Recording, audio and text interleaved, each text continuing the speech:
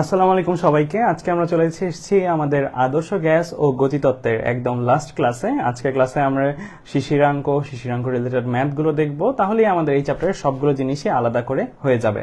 তো তোমরা একটু জানিয়ে দাও সবকিছু ঠিকঠাক মতো দেখতে পাচ্ছ কিনা এবং আমার কথাগুলো স্পষ্ট শুনতে পাচ্ছ কিনা, এই দুটি জিনিস একটু জানিয়ে দাও। আমার কথাটাকে তোমরা স্পষ্ট শুনতে পাচ্ছ কিনা আমাকে একটু জানিয়ে দিবা। আমার কথাটা তোমরা স্পষ্ট শুনতে পাচ্ছ কিনা।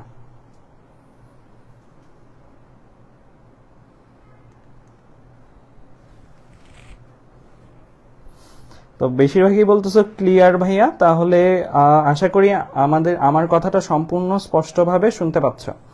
All clear, okay fine. ক্যামেরাটা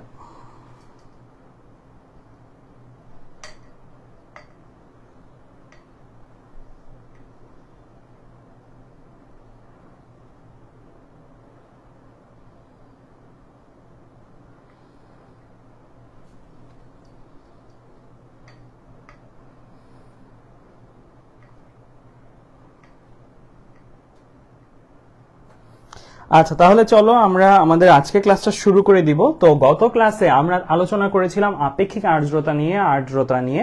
এই দুইটা জিনিসে আমরা অনেকগুলো ম্যাথ করেছিলাম, তাই না? আমরা গত ক্লাসে ছোট্ট করে একটু রিভিউ করে নিই। আর্দ্রতা ছিল জলীয় বাষ্পের পরিমাণ, এটা RH এর সূত্র ছিল কন্টেন্ট বাই ক্যাপাসিটি। এইখান থেকে পার্সেন্টেজে আমরা জেনে যেতাম সম্পৃক্ত জলীয় বাষ্পের সাপেক্ষে কত পার্সেন্ট জলীয় বাষ্প আমাদের এই মুহূর্তে রুমে আছে। তারপরে কিন্তু আমরা অনেকগুলো ম্যাথ দেখেছিলাম, রাইট? অনেকগুলো ম্যাথ দেখেছিলাম। আমি একটু ছোট করে একটা ম্যাথ দেখাবো, মানে গত ক্লাসেরই একটা ম্যাথ জাস্ট একটু রিভিউ করবো যে কি বলা ছিল, কি জানতে চাওয়া হয়েছিল, কারণ গত ক্লাসের এই ম্যাথটা কিন্তু আজকে যে আমরা সৃজনশীল করবো সেগুলোতেও কাজে লাগবে। ঘনীভূত হবার যে ম্যাথগুলো, সো ঘনীভূত হবার ম্যাথগুলো কি ছিল? আমরা বলেছি যদি কন্টেন্টের ভ্যালুটা ক্যাপাসিটির চেয়ে বেশি হয়ে যায়, যতখানি জলীয় বাষ্প থাকতে পারে তার চেয়ে বেশি যদি জলীয় বাষ্প এই মুহূর্তে রুমে থাকে, তাহলে এই যে অতিরিক্ত জলীয় বাষ্প, যতটুকু জলীয় বাষ্প সে ধারণ করতে পারতো তার থেকে যে বেশি অতিরিক্ত জলীয় বাষ্প সেটা ঘনীভূত হয়ে যাবে।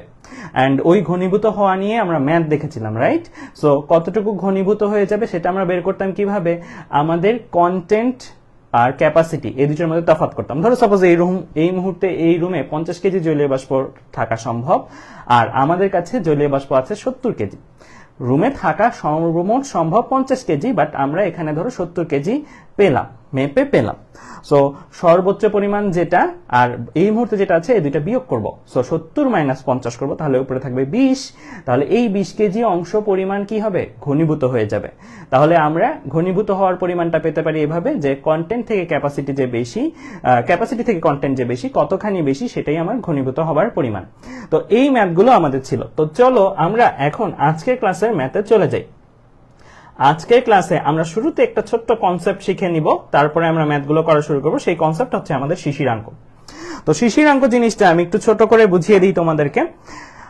আমাদের এখানে তিনটা ফিগার তোমরা দেখতে পাচ্ছ, একটা হচ্ছে 10 ডিগ্রি সেলসিয়াসে, একটা 20 ডিগ্রি সেলসিয়াসে, একটা 30 ডিগ্রি সেলসিয়াসে।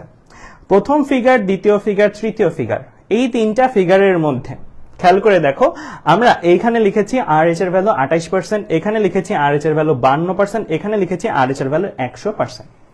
আমরা গত ক্লাসে একটা কনসেপ্ট শিখেছি, সেটা হচ্ছে যদি আমি তাপমাত্রাকে বাড়াই তাহলে কি হবে? ক্যাপাসিটির বৃদ্ধি ঘটবে। তাই কিন্তু আমরা দেখতে পাচ্ছি, দেখো এখানে যা ক্যাপাসিটি তার চেয়ে এখানে বেশি ক্যাপাসিটি, তার চেয়ে এখানে বেশি ক্যাপাসিটি। আমার এই চিত্রটার মধ্যে ক্যাপাসিটি হিসেবে কাজ করতেছে এই হলুদ অংশটা। এই হলুদ অংশটা ইন্ডিকেট করতেছে আমাকে ক্যাপাসিটি। হলুদ অংশটা আমাকে ক্যাপাসিটি ইন্ডিকেট করতেছে। আমি তাপমাত্রা বাড়ছি, এখানে হলুদ অংশ নাই, মিসিং। এখানে নাই বলতে আসলে আছে, সেটা কি? এটার জায়গা জুড়ে আছে, এখানে দেখতে পাচ্ছি না আমরা বাড়তি করে। ক্যাপাসিটির সমানই কন্টেন্ট আছে। এখানে কন্টেন্ট হচ্ছে আমার এই নীল অংশটা, ক্যাপাসিটি আরেকটু বেশি, আরেকটু বড়, রাইট? সো এখানে ক্যাপাসিটির ভ্যালু কি কন্টেন্টের তুলনায় বেশি, আবার এখানে ক্যাপাসিটির ভ্যালু আরো বেশি। সো আমি যতই তাপমাত্রা বাড়াচ্ছিলাম, 10 থেকে 20, 20 থেকে 30, যতই আমি তাপমাত্রা বাড়াচ্ছিলাম ততই কি হচ্ছে? আমার ক্যাপাসিটি বাড়তেছে।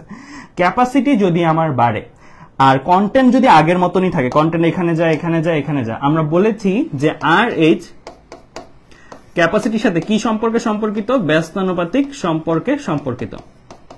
তাহলে ক্যাপাসিটি আমি বাড়িয়েছি, তাহলে RH অবভিয়াসলি কি হবে? কমবে। তাই কিন্তু আমরা এখানে দেখেছি 100% থেকে 52, 52 থেকে 28। ওকে ফাইন, এটা তো আমরা দেখেছি তাপমাত্রা বাড়িয়ে, রাইট? তাপমাত্রা আমি বাড়াচ্ছি, ক্যাপাসিটি আমার বাড়তেছিল, RH আমার কমতেছিল। এখন একটু উল্টা চিন্তা করি আমরা। এখন আমাদের এই একই আলোচনা, এই আলোচনাকে চলো একটু উল্টা ভাবে চিন্তা করি। আমরা ধরো প্রথমে এই তাপমাত্রাটাতে আছে, এটা ধরো বর্তমানে আমাদের রুমের তাপমাত্রা, এখন একটু গরম না, বৃষ্টি পড়লেও একটু গরম আছে, রাইট? সো আমাদের বর্তমান রুমের তাপমাত্রাটা ধরো 30 ডিগ্রি সেলসিয়াস। এই 30 ডিগ্রি সেলসিয়াসে একটা নির্দিষ্ট পরিমাণ জলীয় বাষ্প আছে আমাদের চারপাশে। এই জলীয় বাষ্পটুকু কতটুকু আমি জানি না, আমি ধরলাম আমাদের এই জলীয় বাষ্পের পরিমাণ হচ্ছে 28%, অর্থাৎ আপেক্ষিক আর্দ্রতার পরিমাণ হচ্ছে 28%। এটার মিনিংটা কি? এটার মিনিংটা হচ্ছে এই রুমে যতটুকু জলীয় বাষ্প ধারণ করা যেত তার 28% জলীয় বাষ্প এই মুহূর্তে এই রুমে আছে। এই মুহূর্তে এই রুমে তার 28% আছে।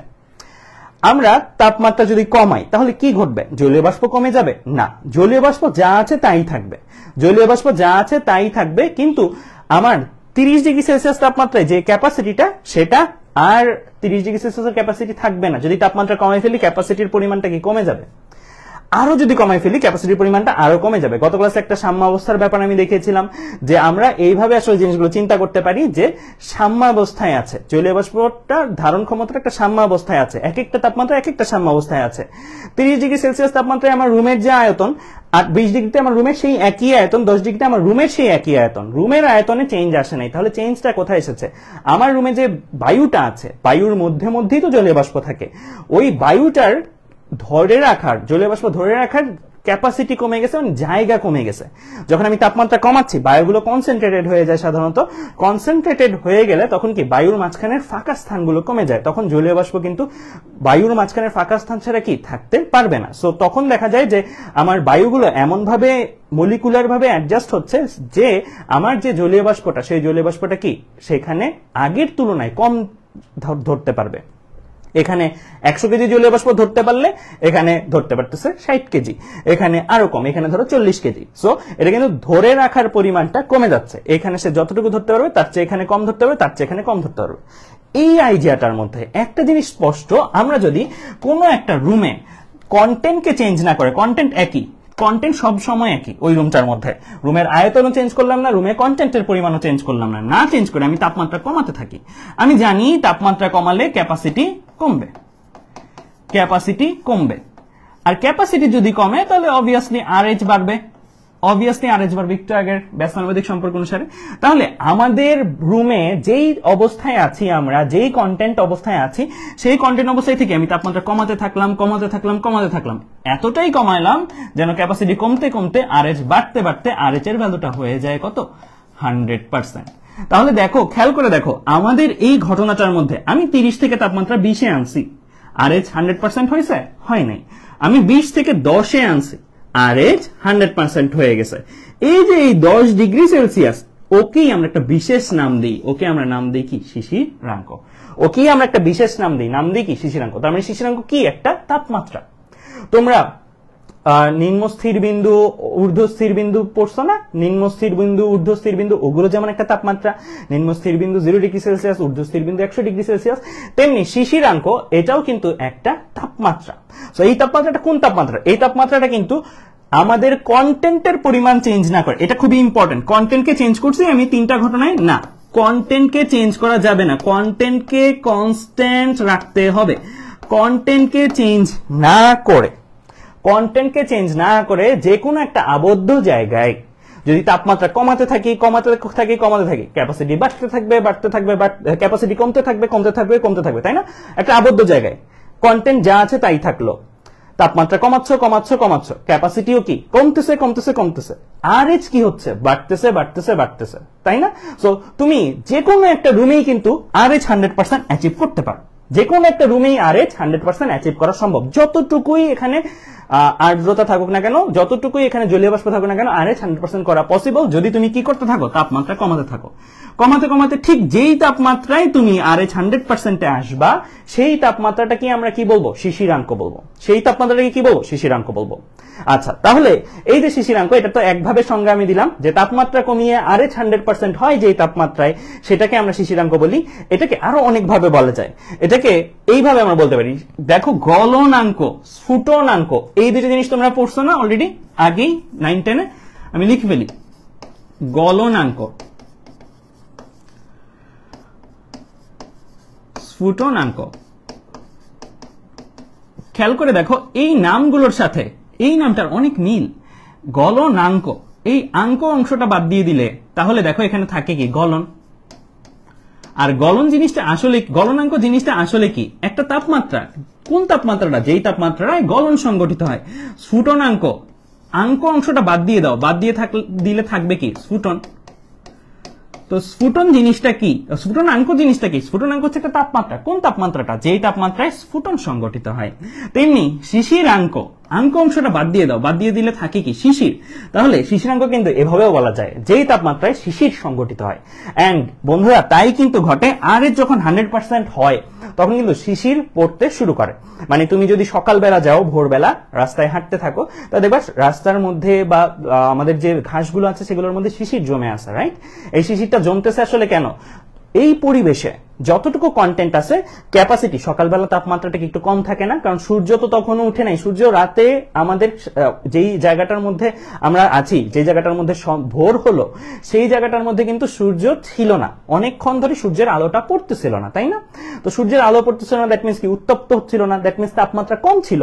তাপমাত্রা কম ছিল, কিন্তু পরিবেশে যে জলীয় বাষ্পের পরিমাণ সেটা কি কমে গেছে? সেটা কমেনি, সেটা কিন্তু আগের মতনই আছে, তাই না? সো নতুন করে জলীয় বাষ্প না তৈরি হলে সেটা আগের মতনই আছে। সো জলীয় বাষ্প কমে নেই, দ্যাট মিনস কন্টেন্ট কমে নেই, তাপমাত্রা কমে গেছে। তাপমাত্রা কমে যাওয়ার ফলে কি হয়েছে? আমার ক্যাপাসিটি কমে গেছে। ক্যাপাসিটি কমে গেলে কন্টেন্ট আগের মতন থাকলে একটা সময়ে একটা তাপমাত্রায় ক্যাপাসিটি ইকুয়াল টু কন্টেন্ট হয়ে যেতে পারে। আর ক্যাপাসিটি ইকুয়াল টু কন্টেন্ট হয়ে যাওয়াই মানে RH 100% হয়ে যাওয়া। তো তখনই আমরা কি দেখি? শিশির দেখি। আমি কিন্তু কথা প্রসঙ্গে একটা জিনিস উত্তর দিয়ে দিলাম, সেটা হচ্ছে ভোরবেলা কেন আমরা শিশিরকে জমতে দেখি? কারণ ভোরবেলায় তাপমাত্রা কি থাকে? কম থাকে, রাইট? ভোরবেলায় তাপমাত্রা কম থাকে। সারাদিনের 24 ঘন্টার লাইফ স্প্যানের মধ্যে, টাইম স্প্যানের মধ্যে তুমি যদি দেখো, ভোরবেলা তাপমাত্রা কিন্তু কম, রাইট? ভোরবেলা তাপমাত্রাটা কম, তাই ভোরবেলা ক্যাপাসিটিটা কম। কন্টেন্ট আগের মতন থাকলে ভোরবেলায় কিন্তু শিশির জমার সম্ভাবনা সবচেয়ে বেশি, তাই ভোরবেলায় আমরা শিশির পেতে পারবো। দুপুরবেলা কিন্তু এটা হয় না। কেন? কারণ দুপুরবেলা আমার উত্তপ্ত থাকে পরিবেশটা। পরিবেশটা উত্তপ্ত মানে কি? পরিবেশ উত্তপ্ত, দ্যাট মিনস এখানে ক্যাপাসিটিও বেশি। তাহলে কন্টেন্ট যদি ক্যাপাসিটি সমান হতে, তাহলে প্রচুর কন্টেন্ট লাগবে। প্রচুর কন্টেন্ট দিলে ওই সময় শিশির পড়া সম্ভব। যদি এমন হয় প্রচুর জলীয় বাষ্প আসতেছে, তাহলে ওই সময় শিশির পড়া সম্ভব। কিন্তু ইউজুয়ালি এটা হয় না। ইউজুয়ালি কন্টেন্টের পরিমাণ এত বেশি হয় না যে দুপুরবেলার তাপমাত্রার ক্যাপাসিটির সমান কন্টেন্ট পরিবেশে থাকা সম্ভব। ওইটা হলে কিন্তু দেখা যেত যে আমাদের চারপাশে অস্বস্তিকর পরিবেশ সৃষ্টি হতো। যেমন এই যে আমি এখন ঘামাচ্ছি, তো এই যে ঘামের পরিমাণ আমাদের দেখা যেত কিছু না করলে সবাই ঘামাচ্ছি, এরকম একটা সিচুয়েশনের সৃষ্টি হতে পারত। তো আমরা বুঝে ফেললাম যে কয়েকভাবে শিশিরাঙ্ক জিনিসটা কি, যে তাপমাত্রায় আবদ্ধ জায়গায় কন্টেন্টের চেঞ্জ না করে RH = 100% করা যায়, সেই তাপমাত্রাটায়, যেই তাপমাত্রা এটা সম্ভব হয়, সেই তাপমাত্রাটা হচ্ছে আমার শিশিরাঙ্ক। এক একটা রুমের শিশিরাঙ্ক এক এক রকম হবে, এক একটা জায়গার আবদ্ধ জায়গার শিশিরাঙ্ক এক রকম হবে, কন্টেন্টের উপর ডিপেন্ড করে শিশিরাঙ্ক। আবার দেখলাম যে তাপমাত্রায় শিশির জমে, সেটাও শিশিরাঙ্ক, একই কথা। তাহলে একটু খেয়াল রাখো, শিশিরাঙ্কটা আসলে কিসের উপর তাহলে রিলেটেড? শিশিরাঙ্কটা আমার কন্টেন্টের উপর রিলেটেড। একটা জায়গায় যদি বেশি কন্টেন্ট থাকে, তাহলে ওই জায়গায় শিশিরাঙ্কটা কি কম হবে না বেশি হবে? ওই জায়গায় শিশিরাঙ্কটা কিন্তু অত কম হওয়া দরকার নেই, মোটামুটি বেশি লেভেলেই শিশিরাঙ্ক পৌঁছে যাব আমরা। সো কন্টেন্টটা যদি বেশি হয় তাহলে কিন্তু আমরা শিশিরাঙ্কটা মোটামুটি একটা 20 ডিগ্রি 15 ডিগ্রি সেলসিয়াসই পেয়ে যাব।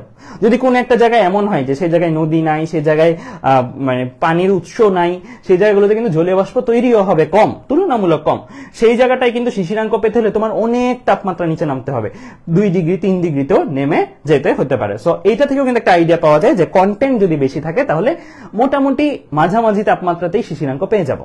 কন্টেন্ট যদি কম থাকে তাহলে কিন্তু শিশিরাঙ্কটা কি কম থাকবে। সো এটাও কিন্তু একটা বোঝার বিষয়। শিশিরাঙ্ক তোমাকে বলে দিলাম, একটা জায়গায় শিশিরাঙ্ক 10 ডিগ্রি সেলসিয়াস, আর একটা জায়গায় শিশিরাঙ্ক 2 ডিগ্রি সেলসিয়াস। তো তুমি কি বুঝবা? যে জায়গায় 10 ডিগ্রি সেলসিয়াস শিশিরাঙ্ক, সেই জায়গায় কন্টেন্টের পরিমাণটা মোটামুটি ভালোই, এন্ড যে জায়গায় 2 ডিগ্রি সেলসিয়াস, সেই জায়গায় কন্টেন্টের পরিমাণটা কি তুলনামূলক কম, তাই না? কেন? কারণ শিশিরাঙ্ক যদি কম হয় মিনস কি, তোমার ক্যাপাসিটিকে এতখানি কমতে হবে কন্টেন্টের সমান হতে হলে। সো অনেক তাপমাত্রা কমতে হবে, দ্যাট মিনস অনেক ক্যাপাসিটি কমতে হবে, দ্যাট মিনস কন্টেন্টটা আছে কম। সো আমি তোমাদেরকে শিশিরাঙ্ক নিয়ে মোটামুটি একটা ইনসাইট দেওয়ার চেষ্টা করলাম, এন্ড এই ইনসাইট গুলো থেকে আমরা যেই সংজ্ঞাগুলো লিখবো, শিশিরাঙ্ক কাকে বলে, খুবই ইম্পর্টেন্ট ডেফিনিশন জ্ঞানমূলকে আসবে, এই সংজ্ঞাগুলো তোমাদের দিয়ে দিতে পারো, এই সংজ্ঞাগুলো দিতে পারো। লাস্টের যে সংজ্ঞাটা, এই সংজ্ঞাটাই কিন্তু আমরা ব্যাখ্যা করেছি উপরের গুলো মোরলেস সেম, যে কোনো তাপমাত্রাটার আমরা বের করতেছি যেই তাপমাত্রাটা, সেই তাপমাত্রাটাই যেহেতু শিশিরাঙ্ক, যে তাপমাত্রায় কোনো নির্দিষ্ট আয়তনের বায়ু, এটা দিয়ে বোঝানো হচ্ছে যে কন্টেন্টকে চেঞ্জ করতে পারবে না, কন্টেন্টকে তুমি চেঞ্জ করতে পারবে না, কন্টেন্ট ফিক্স রাখতে হবে। এর মধ্যে অবস্থিত জলীয় বাষ্প, মানে এইটাই পুরাটাই কন্টেন্ট ইন্ডিকেট করছে, এই পুরাটাই কন্টেন্ট ইন্ডিকেট করতেছে, মানে কন্টেন্টটাকে ফিক্স রেখে ওই বাষ্পটাকে তুমি সম্পৃক্ত করতে চাও, তাহলে উপায় কি? কন্টেন্টকে চেঞ্জ না করে কন্টেন্ট ইকুয়াল ক্যাপাসিটি বানাইতে চাই, তাহলে উপায় কি? ক্যাপাসিটিকে কমায় আনতে হবে। ক্যাপাসিটিটাকে কমায় যদি সম্পৃক্ত করতে চাও, তাহলে তোমার যেই তাপমাত্রা এটা করতে পারবা, সেই তাপমাত্রাটাকে আমরা কি বলতেছি? শিশিরাঙ্ক। ঠিক আছে? সো এই যে এই পেজটা আছে, এই পেজটাতে যা যা জিনিস এগুলো লেখা লাগবে না, এগুলো আমি দিয়ে দিব। সো এগুলো তোমরা সবগুলোই পেয়ে যাবা। ওকে, ফাইন। তাহলে আমরা দেখলাম শিশিরাঙ্ক একটা তাপমাত্রা যে কিনা কন্টেন্টের উপর নির্ভর করে। ওকে, ফাইন। এবার আমরা চলে যাই একটা ম্যাথ প্রবলেম দেখবো। এই ম্যাথ প্রবলেমটা বেসিক্যালি আমাদের পুরোনো স্লাইডের ম্যাথ, বাট এই ম্যাথ প্রবলেমটা একটা ম্যাথ প্রবলেমের মধ্যে অনেকগুলো জিনিস কভার হয়ে যায়। এন্ড অলসো আমরা এই শিশিরাঙ্কের প্রত্যেকটা টাইপ ওয়াইজ আলাদা আলাদা ম্যাথ প্রবলেম নেবো। লাস্টে রাজশাহী বোর্ড 2017 একটা প্রশ্ন সলভ করবো, এটা একটা বোর্ডের প্রশ্ন 2016 সালে। সো এখানে প্রশ্নটা একটু দেখি, আমি দ্রুত এই ম্যাথটা একটু দেখাই দেবো, কারণ এটা আমার পুরোনো স্লাইডের ম্যাথ। ঠিক আছে? যেগুলো নতুন ম্যাথ এগুলো তোমরা একসাথে করবো।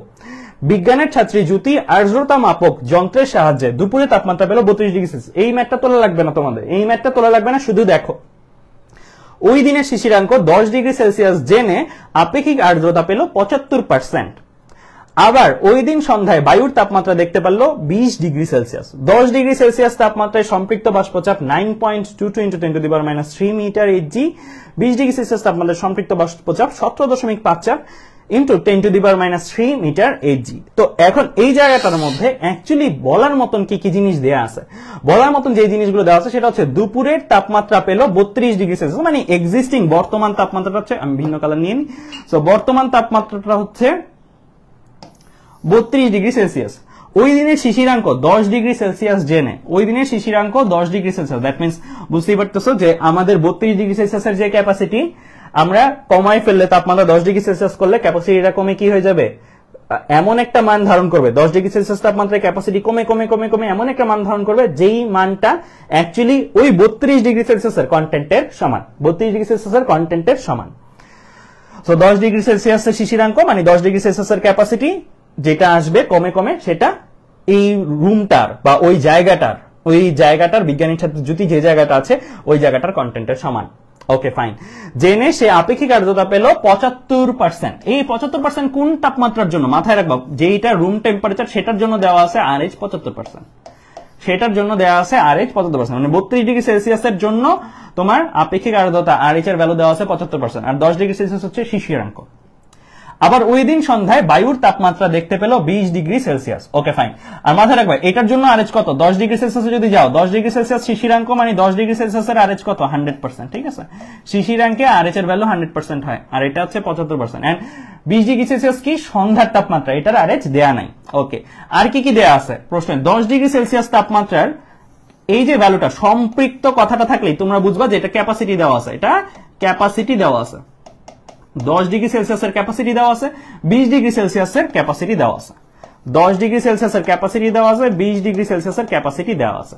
ওকে, বলছে যদি মনে হলো দুপুরের তুলনায় সন্ধ্যায় তাড়াতাড়ি ঘাম শুকাচ্ছে, উদ্দীপকের আলোকে বিশ্লেষণ করো। সো এই টাইপের জিনিসগুলোর জন্য আমাদের কিসে আসতে হবে? RH এ আসতে হবে। মাথায় রাখবা RH বেশি হলে বোঝায় যে জলীয় বাষ্পের পরিমাণ বেশি, তাই না? কন্টেন্ট বেশি, জলীয় বাষ্পের পরিমাণ বেশি। RH কম হলে বোঝায় জলীয় বাষ্পের পরিমাণ কম, জলীয় বাষ্পের পরিমাণ কম। সো RH যদি কম হয় তার মানে পরিবেশে জলীয় বাষ্প কম। পরিবেশে জলীয় বাষ্প কম হয় তাহলে আমার শরীরে ঘাম আছে, এই ঘামটা কি পরিবেশ টেনে নিয়ে যেতে চেষ্টা করবে, এই ঘামটা পরিবেশ তার নিজের কাছে নিয়ে যেতে চেষ্টা করবে। পরিবেশে যদি পানির অভাব থাকে, পরিবেশ পানিটা নিবে, কার থেকে নিবে? আমাদের থেকে নিবে, ওয়াটার বডি গুলো থেকে নিবে, জলাশয়গুলো থেকে নিবে। সো পরিবেশে পানি কম হলে পরিবেশ আমাদের থেকে পানি নিবে, আর আমাদের থেকে পানি কি? দ্যাট মিন্স ঘাম নিবে, রাইট? ফাইন। তার মানে আমরা অ্যাকচুয়ালি দেখাতে যে যদি পারি যে হ্যাঁ সন্ধ্যায় যে RH মানে 75%, সন্ধ্যায় যে RH 75%, দুপুরে যে RH যেটা 75%, সন্ধ্যায় RHটা 75-এর চেয়ে কম, তাহলেই কিন্তু আমাদের ম্যাথ হয়ে গেল, তাহলেই আমাদের ম্যাথ হয়ে গেল। সো আমরা RH যেখানে কম সেখানে পরিবেশের পানিটা কম, পরিবেশে পানি কম মানে সেখানে ঘাম বা জলাশয় থেকে ইভাপোরেশন এই জিনিসগুলো বেশি ঘটবে, ঘাম শুকানো বা জলাশয় থেকে ইভাপোরেশন এগুলো বেশি ঘটবে। সো আমরা তার মানে অ্যাকচুয়ালি এই জায়গাটার মধ্যে বের করব যে সন্ধ্যায় RH কত, সন্ধ্যায় RH 75 হচ্ছে কম কিনা এটা বের করব। তো আমরা যদি এই ম্যাথটা করতে যাই তাহলে আমরা অ্যাকচুয়ালি প্রথমেই যেটা করে নিতে পারবো করে নিতে হবে সেটা হচ্ছে সন্ধ্যায় আমাদের টার্গেট হচ্ছে 20 ডিগ্রি সেলসিয়াস, মানে সন্ধ্যা 20 ডিগ্রি সেলসিয়াসের RH বের করা। RH বের করার ফর্মুলাটা কি? RH বের করার ফর্মুলা হচ্ছে RH equal to content by capacity, তাই না? RH equal to content by capacity. আমি 20 ডিগ্রি সেলসিয়াসের কন্টেন্ট 20 ডিগ্রি সেলসিয়াসের ক্যাপাসিটি ভাগ করব, 20 ডিগ্রি সেলসিয়াসের কন্টেন্ট 20 ডিগ্রি সেলসিয়াসের ক্যাপাসিটি ভাগ করব। 20 ডিগ্রি সেলসিয়াসের ক্যাপাসিটি এটা কিন্তু সরাসরি দেওয়া আছে প্রশ্নে, এটা আমার সরাসরি দেওয়া আছে 20 ডিগ্রি সেলসিয়াসে সম্পৃক্ত বাষ্পচাপ, এই যে এটা হচ্ছে 20 degree Celsius capacity. That means এটা নিয়ে চিন্তা নাই, এটা আমি পাচ্ছি, এটা নিয়ে চিন্তা নাই, এটা আমি পাচ্ছি। 20 ডিগ্রির কন্টেন্ট দরকার আমার, 20 ডিগ্রির কন্টেন্ট দরকার। একটা জিনিস বলে রাখি, 20 ডিগ্রির কন্টেন্ট যা, 32 ডিগ্রির কন্টেন্ট যা, 10 ডিগ্রির কন্টেন্ট একই থাকবে না। আমি বলছি কন্টেন্ট কি করা যাবে না, চেঞ্জ করা যাবে না, কন্টেন্ট চেঞ্জ হবে না, তাই না? শিশিরাঙ্ক পর্যন্ত যেতে চাইলে কন্টেন্টটাকে অক্ষত রাখতে হবে। সো আমি 20 ডিগ্রির কন্টেন্ট এখানে লিখি বা 32 ডিগ্রির কন্টেন্ট লিখি বা 10 ডিগ্রির কন্টেন্ট লিখি, একই কথা, একই কথা। 20 ডিগ্রির কন্টেন্ট যেই কথা, 32 ডিগ্রির কন্টেন্ট একই কথা, 10 ডিগ্রির কন্টেন্ট একই কথা। ওকে, তো কন্টেন্ট যদি একই হয় তাহলে আমরা 10 ডিগ্রির ক্যাপাসিটি জানি না? এই যে এই জায়গায় এই ভ্যালুটা যে দেওয়া, এটা তো 10 ডিগ্রির ক্যাপাসিটি, সম্পৃক্ত মানে 10 ডিগ্রির ক্যাপাসিটি। 10 ডিগ্রি আবার কে? 10 ডিগ্রিটা আবার কে? 10 ডিগ্রিটা হচ্ছে আমার শিশিরাঙ্ক, 10 ডিগ্রি সেলসিয়াসটা শিশিরাঙ্ক। শিশিরাঙ্ক হলে একটা জিনিস লেখার ফ্রিডম কিন্তু আমাদের চলে আসে, সেটা কি? 10 ডিগ্রি সেলসিয়াস শিশিরাঙ্ক, শিশিরাঙ্কে আমরা জানি RH 100%, আর শিশিরাঙ্কে RH 100% মানে কি? শিশিরাঙ্কের কন্টেন্ট যে কথা, শিশিরাঙ্কের ক্যাপাসিটি একই কথা, কারণ শিশিরাঙ্কে কন্টেন্ট ইকুয়াল টু ক্যাপাসিটি হয়ে যাবে, ক্যাপাসিটি কমে কমে কন্টেন্টের সমান হয়ে যাবে। সো শিশিরাঙ্কের ক্যাপাসিটিটা আমি জানি, আমার এখানে যেটা দেওয়া আছে 9.22 ইন্টু 10 টু দি পাওয়ার -3, তার মানে এটা হচ্ছে শিশিরাঙ্কের ক্যাপাসিটি। শিশিরাঙ্কের ক্যাপাসিটি মানে শিশিরাঙ্কের কন্টেন্ট, কারণ শিশিরাঙ্কের কন্টেন্ট আর ক্যাপাসিটি সমান। শিশিরাঙ্কের কন্টেন্ট মানে আমার 32 ডিগ্রির কন্টেন্ট, 20 ডিগ্রির কন্টেন্ট, সবার কন্টেন্ট। দ্যাট মিন্স এই যে এই ভ্যালুটাই কিন্তু আমার কি হিসেবে কাজ করবে?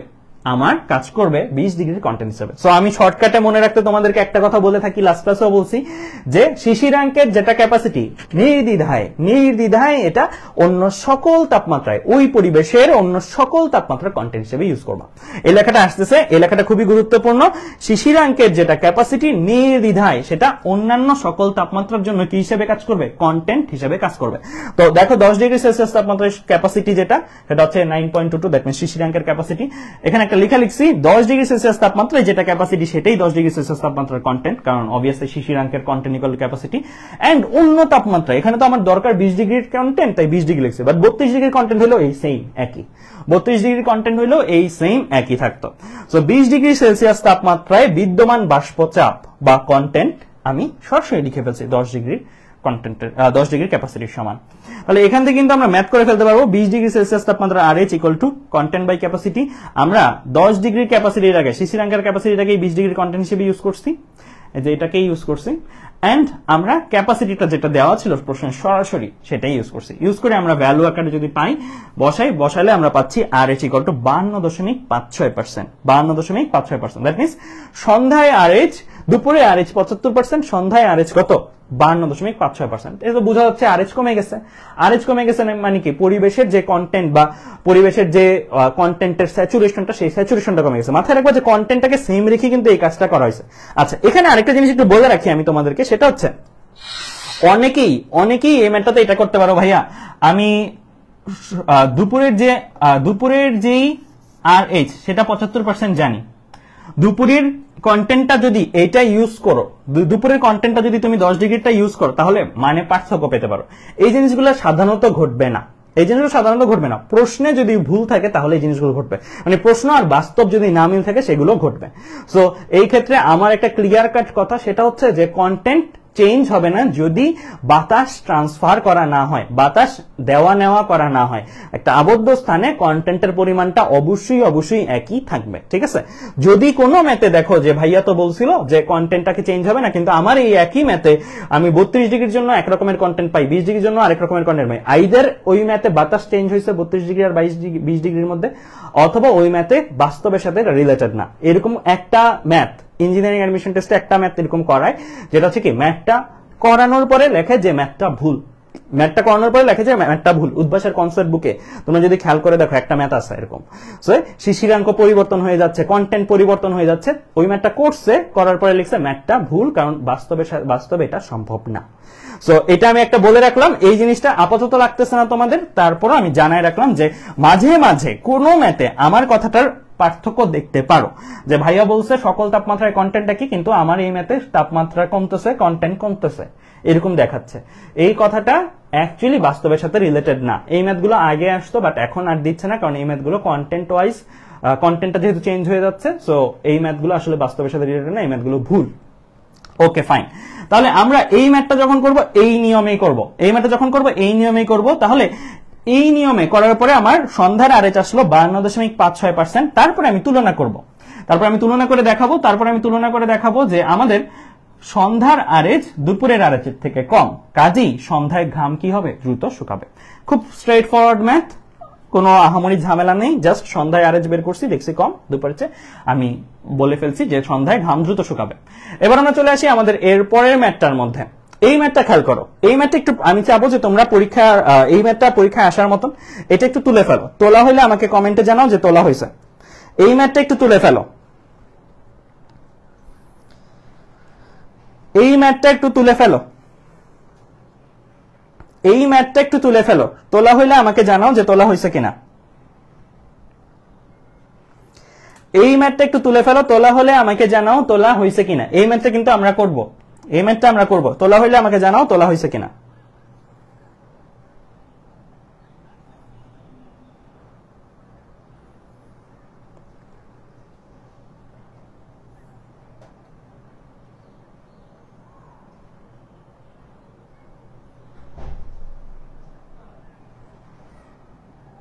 তোলা হলে আমাকে জানাও তোলা হয়েছে কিনা এই ম্যাথটা। আমি বলতে থাকি প্রশ্নটা, তোমরা তুলতে থাকো দ্রুত। এই ম্যাথটা কিন্তু আমরা করব। বলা আছে নির্দিষ্ট কোন দিনে শিশিরাঙ্ক 8.5 ডিগ্রি সেলসিয়াস এবং বায়ুর তাপমাত্রা 18.4 degree Celsius. 8 degree, 9 degree, 18 degree, 19 degree Celsius তাপমাত্রায় সম্পৃক্ত বাষ্পচাপ যথাক্রমে কি দেওয়া আছে? 8 ডিগ্রির ক্যাপাসিটি দেওয়া আছে, 9 ডিগ্রির ক্যাপাসিটি দেওয়া আছে, 18 ডিগ্রির ক্যাপাসিটি দেওয়া আছে, 19 ডিগ্রির ক্যাপাসিটি দেওয়া আছে। বলছে যে আপেক্ষিক আর্দ্রতা বের করো। আপেক্ষিক আর্দ্রতা কার জন্য বের করতে বলছে? অবশ্যই এক্সিস্টিং তাপমাত্রায়। এক্সিস্টিং তাপমাত্রা কত? 18.4 ডিগ্রি সেলসিয়াস। এক্সিস্টিং তাপমাত্রাটা তোমার কত? 18.4 ডিগ্রি সেলসিয়াসের জন্য তোমাকে কি বলছে? RH বের করতে বলছে। RH বের করার একটাই সূত্র, কন্টেন্ট বাই ক্যাপাসিটি। সো আমরা এই ম্যাথটা যখন করব তো প্রথমে কি করব? কন্টেন্ট বাই ক্যাপাসিটির চিন্তা করব। 18.4 ডিগ্রি সেলসিয়াসে RH ইকুয়াল টু 18.4 ডিগ্রির কন্টেন্ট হতে হবে, 18.4 ডিগ্রির ক্যাপাসিটি হতে হবে। এইটা আমার একদম ফাইনাল সূত্র। মাথায় রাখবে এই টাইপের ম্যাথগুলো যখন করবা তোমার কিন্তু ধাপ মুখস্থ রাখা দরকার নাই, তুমি যেটা দরকার সেটাই চিন্তা করবা। তোমার আপেক্ষিক আর্দ্রতা বের করতে বলছে এত ডিগ্রি, তার মানে তোমার এই জিনিসটা লাগবে, ক্যালকুলেশন করে এই জিনিসটা লাগবে। তাহলে আমার কি কি দরকার? অ্যাকচুয়ালি 18.4 ডিগ্রির কন্টেন্ট দরকার, 18.4 ডিগ্রির ক্যাপাসিটি দরকার। ঠিক আছে, এখন 18.4 ডিগ্রির কন্টেন্ট দেওয়া আছে কিনা প্রশ্নে? দেখো সরাসরি দেওয়া নাই। 18 ডিগ্রির 19 ডিগ্রির ক্যাপাসিটি দেওয়া আছে, বাট 18.4 ডিগ্রির কন্টেন্ট কিন্তু দেওয়া নেই কোথাও। আবার 18.4 ডিগ্রির ক্যাপাসিটি দেওয়া আছে কিনা? না, ক্যাপাসিটিও দেওয়া নেই। সরাসরি 18 ডিগ্রিটা ইউজ করতে পারবে না, 19 ডিগ্রিটা ইউজ করতে পারবে না। তোমার এখানে কি 18.4, হ্যাঁ 18.4 ডিগ্রি লাগবে। তাহলে বোঝা যাচ্ছে যে আমার এটাও মিসিং, এটাও মিসিং। তার মানে এটাকে আলাদাভাবে সন্ধান করে বের করতে হবে, এটাকে আলাদা করে সন্ধান করে বের করতে হবে, এই দুটাকে আলাদা করে সন্ধান করে বের করতে হবে। তাহলে এটাকে কিভাবে বের করা যায়, এটাকে কিভাবে বের করা যায়? আমি প্রথমে ম্যাথের আইডিয়া শিখাচ্ছি, তারপরে ম্যাথটা করে দেখাবো। এই 18.4 ডিগ্রি কন্টেন্ট, একটু আগেই ভাই একটা কথা বলছি, শিশিরাঙ্কের যেটা ক্যাপাসিটি সেটাই সকল তাপমাত্রার কন্টেন্ট হিসেবে কাজ করে। তাহলে 18.4 ডিগ্রির কন্টেন্ট যে কথা, 8.5 ডিগ্রির ক্যাপাসিটি একই কথা। কেন? কারণ 8.5 ডিগ্রিটা কে? 8.5 ডিগ্রিটা হচ্ছে শিশিরাঙ্ক। আমি বলছি শিশিরাঙ্কের ক্যাপাসিটি অন্য তাপমাত্রার কি হিসেবে কাজ করবে? কন্টেন্ট হিসেবে কাজ করবে। তাহলে আমার অ্যাকচুয়ালি এটার লব দরকার, দ্যাট মিনস এই জিনিসটা দরকার। এই জিনিসটা বের করতে পারলেই এটা বের হয়ে গেছে, কারণ এটা একই জিনিস। এখন 8.5 ডিগ্রির ক্যাপাসিটি লাগবে, আমার কাছে কি 8.5 ডিগ্রির ক্যাপাসিটি দেওয়া আছে? না, আমার কাছে 8 ডিগ্রির ক্যাপাসিটি দেওয়া আছে, 9 ডিগ্রির ক্যাপাসিটি দেওয়া আছে, 8.5 ডিগ্রির দেয়া নাই।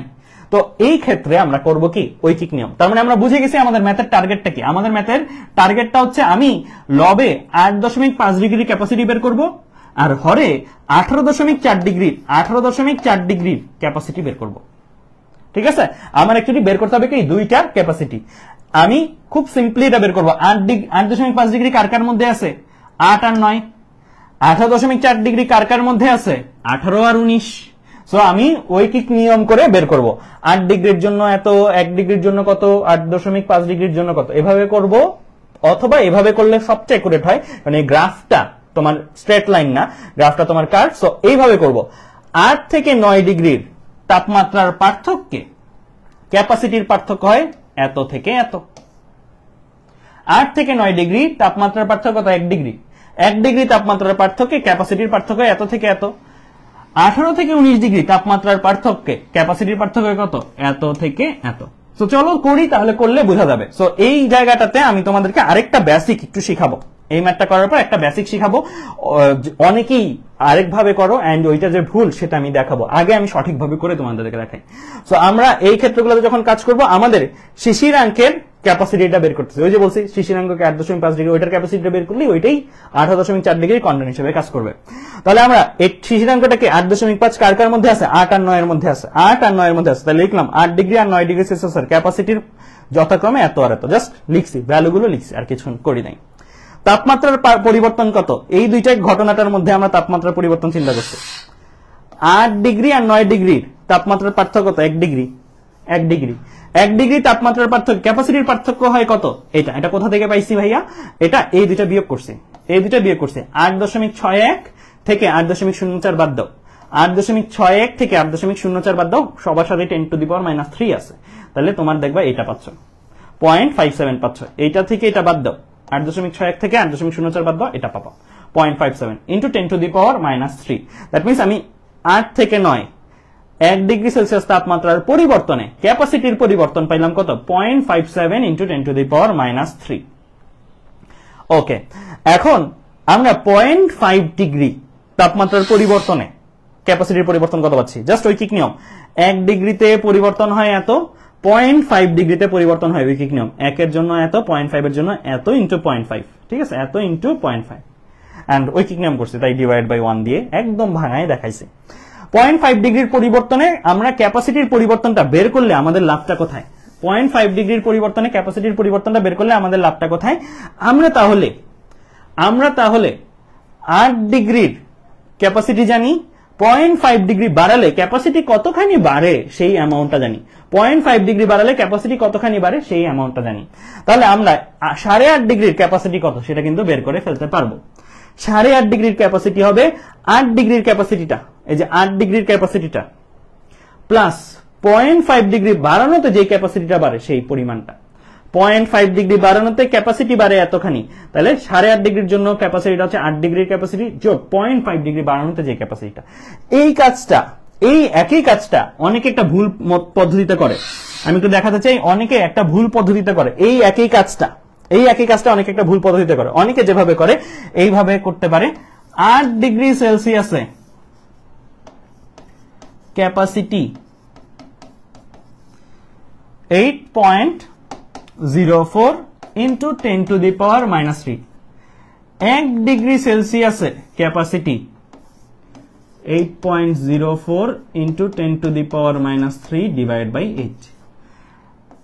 8.5 ডিগ্রি সেলসিয়াসে capacity 8.04 into 10 to the power -3 আর গুণাকার আছে 8.5 ডিভাইড বাই 8। এই যে এই কাজটাকে ভুল কেন বললাম? কারণ একটু খেয়াল করে দেখো, ঐকিক নিয়ম ফেলতে পারবো কখন আমরা? ঐকিক নিয়ম ফেলতে পারবো কখন? যদি তুমি ক্যাপাসিটি বনাম টেম্পারেচার ডিগ্রি সেলসিয়াসে, হ্যাঁ, ক্যাপাসিটি বনাম টেম্পারেচার ডিগ্রি সেলসিয়াস একটা গ্রাফ আঁকালে তুমি দেখবা গ্রাফটা যদি স্ট্রেট লাইন হয় তাহলে এই জিনিসটা সত্য ছিল। তাহলে এটা সত্য ছিল। স্ট্রেট লাইন যদি হয় গ্রাফটা তাহলে এটা সত্য ছিল। তাহলে তুমি ঐকিক নিয়ম করে এই দুইটার ভ্যালু জানলে, এই পয়েন্টের ভ্যালু, এই পয়েন্টের ভ্যালু জানলে এই পয়েন্টের ভ্যালু তুমি হিসাব করতে পারতা ঐকিক নিয়ম দিয়ে। কিন্তু স্ট্রেট লাইন না হলে, এরকম কার্ভ বা কিছু একটা হলে, কার্ভ বা এরকম কিছু একটা হলে, তখন কিন্তু তুমি কি করতে পারবা না, স্ট্রেট লাইন ইউজ করতে পারবা না। তখন তুমি স্ট্রেট লাইন বা ঐকিক নিয়ম ইউজ করতে পারবা না। তাহলে তুমি বলতে পারো ভাইয়া আপনিও তো ঐকিক নিয়মই করছেন, আপনি ঐকিক নিয়মই করছেন, আপনি খালি 1 ডিগ্রি সেলসিয়াস পার্থক্যের জন্য করছেন, আর আমরা ঐকিক নিয়ম করতেছি 8 ডিগ্রি সেলসিয়াস পার্থক্যের জন্য। আমার এটা করা যাচ্ছে কেন তাহলে? কারণ চিন্তা করে দেখো, একটা পয়েন্ট ধরো, সাপোজ আমি এটা মুছে দিই, একটা গ্রাফে যদি কার্ভও থাকে, সাপোজ কার্ভ আছে, এখানে ক্যাপাসিটি বনাম ডিগ্রি সেলসিয়াসের কার্ভ, হ্যাঁ, একটা গ্রাফে যদি কার্ভও থাকে সাপোজ, আর তুমি যদি পয়েন্ট দুইটা নাও খুবই কাছাকাছি, এটা ধরো 8 ডিগ্রির পয়েন্টটা, এটা ধরো 9 ডিগ্রির পয়েন্টটা, হ্যাঁ, খুবই কাছাকাছি দুইটা পয়েন্ট নিলা, খুবই কাছাকাছি দুইটা পয়েন্ট নিলে, শুধু এতটুকু পোর্শনটা চিন্তা করো, এটা এতটাই ছোট, এটাকে কিসের মতন মনে হবে? একটা স্ট্রেট লাইনের মতন মনে হবে না? এটাকে একটা স্ট্রেট লাইনের মতন মনে হবে। তোমাদের অনেকেরই কার্লি চুল থাকতে পারে, তাই না? পেঁচানো চুল থাকতে পারে, কার্লি চুল মাথায়, তাই না?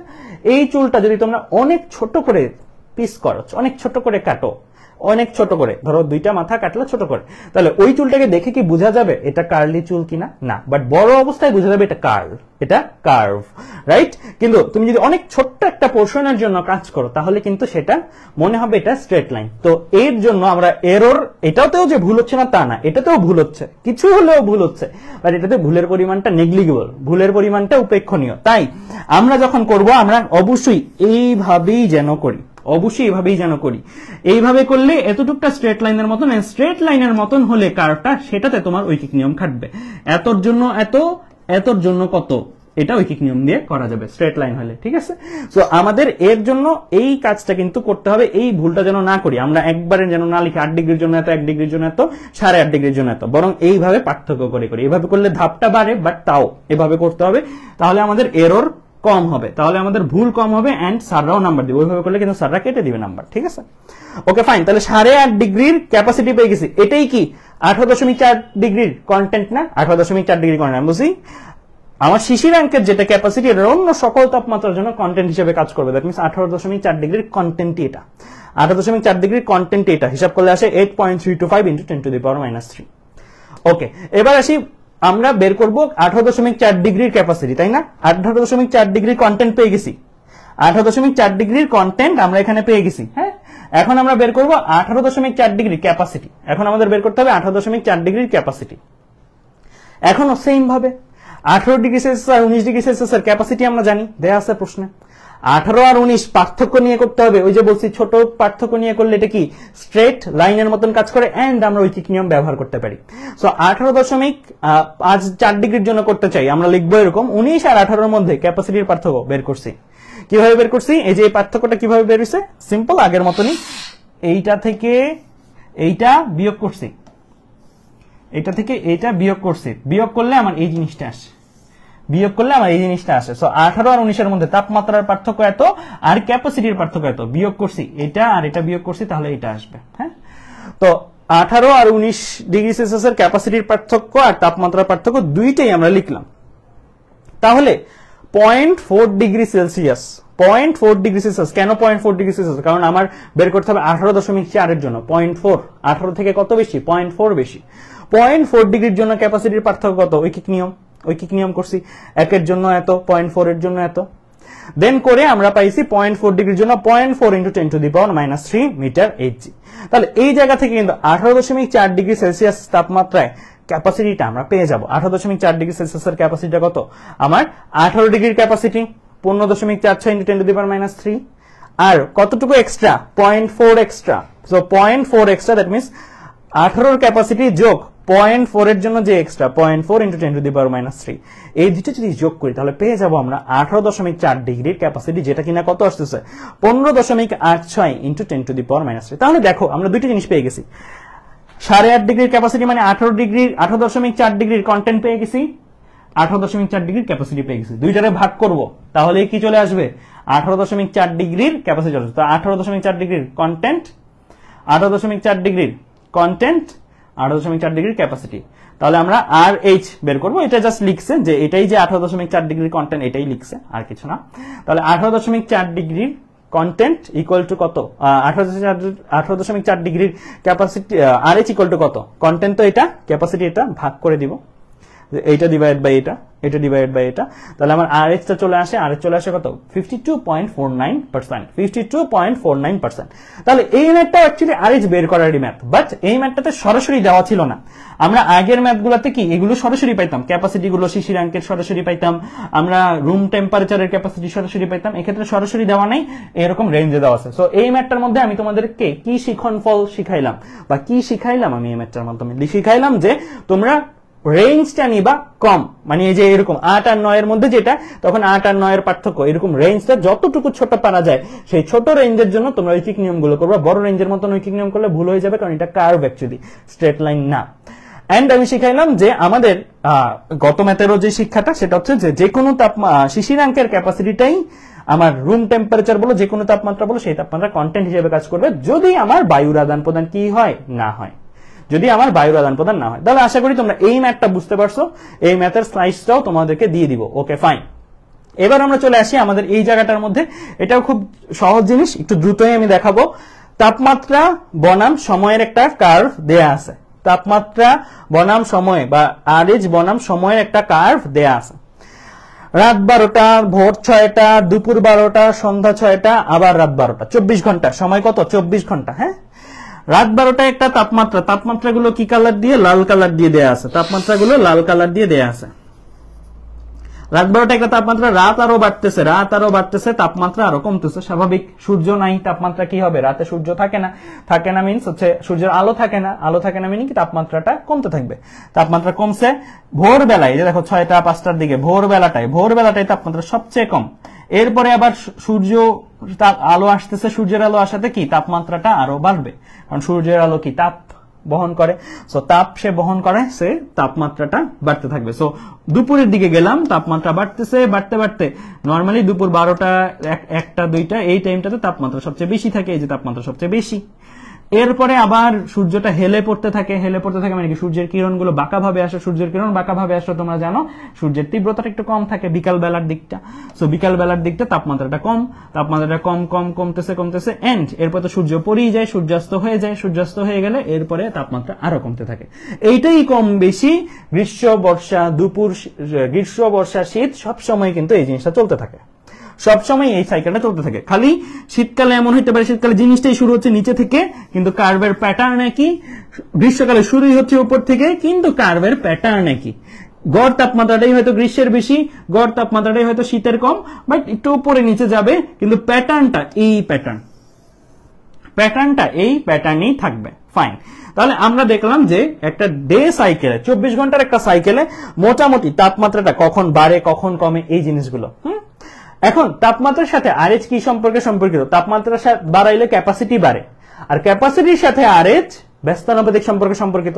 জিনিসটা এরকম, যদি এভাবে লেখা ঠিক না, তারপর আমি বলি যে জিনিসটা এরকম যে তাপমাত্রার সাথে প্রপোর্শনেট কি ক্যাপাসিটি, যদিও প্রপোর্শনেট না, কিন্তু এটা মানে জিনিসটা হচ্ছে একটা বাড়াইলে আরেকটা বাড়ে, মানে প্রপোর্শনেট না, কিন্তু তারপরে আমি বোঝানোর জন্য বলছি। মনে করো এটা এরকম, একটা বাড়ালে যেহেতু আরেকটা বাড়ে, যদি সমান সংখ্যক ভাবে বাড়তো তাহলে সমানুপাতিক দেওয়াটা জাস্টিফাইড ছিল, না হলে এটা ভুল। তারপরে আমি বোঝানোর সাপেক্ষে বলছি এটা বাড়াইলে এটা বাড়ে, তাই সমানুপাতিক সম্পর্ক। আবার আরএইচ এর সাথে এটা কি সম্পর্কে সম্পর্কিত? আরএইচ এর সাথে 1/ক্যাপাসিটি। হ্যাঁ, তার মানে আমরা ধারণা করতে পারি যে তাপমাত্রা বাড়ালে ক্যাপাসিটি বাড়ে, আর ক্যাপাসিটি বাড়লে আরএইচ কমে। দ্যাট মিনস তাপমাত্রা বাড়লে আসলে আরএইচ কমতেছে। একইভাবে উল্টাটা, তাপমাত্রা কমাইলে আরএইচ বাড়বে। তাই দেখো আরএইচ এর গ্রাফটা নীল কালার দিয়ে, তাপমাত্রা কমতেছিল এখানে, আরএইচ এখানে বাড়তেছিল। তাপমাত্রা এখানে সর্বনিম্ন, আরএইচ এখানে সর্বোচ্চ। আরএইচ এখানে কি ম্যাক্স। কোন টাইমটাতে আরএইচ ম্যাক্স? বিকাল 5টা মানে সরি ভোর 5টা 6টা, তাই না? তার মানে এটাই একটা জিনিস, এটার এই গ্রাফটার মাধ্যমে একটা উত্তর দিতে পারো। ভোরবেলা কেন শিশির পড়ে, গ্রাফটা আইকে দিবা, আইকে দিয়ে বলবা যে ভোরবেলা তাপমাত্রার পরিমাণ সবচেয়ে কম থাকে, আর তাপমাত্রা যখন কম থাকে ক্যাপাসিটির পরিমাণ সবচেয়ে কম থাকে। ক্যাপাসিটির পরিমাণ যদি কম থাকে তাহলে আরএইচ এর পরিমাণ সবচেয়ে বেশি থাকে, এবং ভোরবেলায় আরএইচ এর পরিমাণ তাই দিনের 24 ঘন্টার মধ্যে সর্বোচ্চ পাওয়া যায়।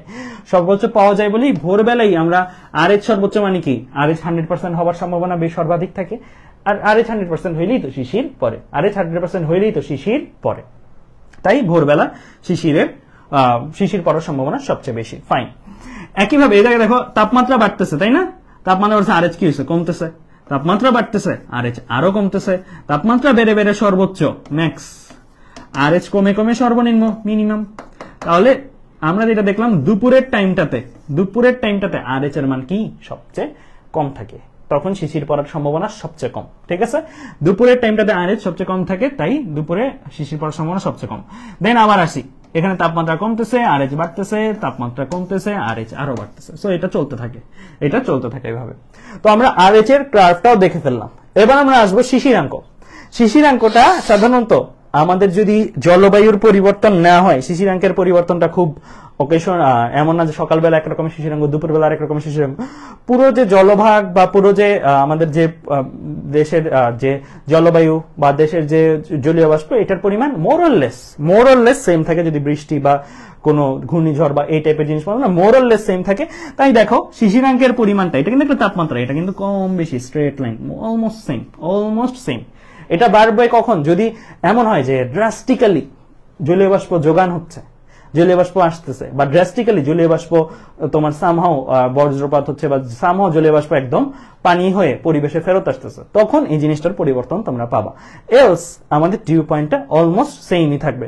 আমাদের ডিউ পয়েন্টের চেঞ্জ হবে না কেন, কন্টেন্টের চেঞ্জ হচ্ছে না। শিশিরাঙ্ক কিসের উপর নির্ভর করে, কন্টেন্টের উপর নির্ভর করে। কন্টেন্ট এমন না যে সারাদিনে বহুত চেঞ্জ হয়ে যাবে, মোটামুটি গড়ে একই থাকে। তাই এটা শিশিরাঙ্কটা আমরা মোটামুটি একই বলতে পারি অলমোস্ট। ঠিক আছে, সো এমনিতে বছর 20-25 বছর পরে হয়তো ঢাকার যে শিশিরাঙ্ক, এরপরে জলীয় বাষ্প গড় শিশিরাঙ্কটা একটু পার্থক্য থাকবে, কিন্তু মোরলেস এটা সেমই। Okay fine. এবার আমরা চলে যাই আমাদের এরপরে আলোচনাটাতে। এখন আমরা তো শিশিরাঙ্ক নিয়ে অনেকগুলো কথা বললাম।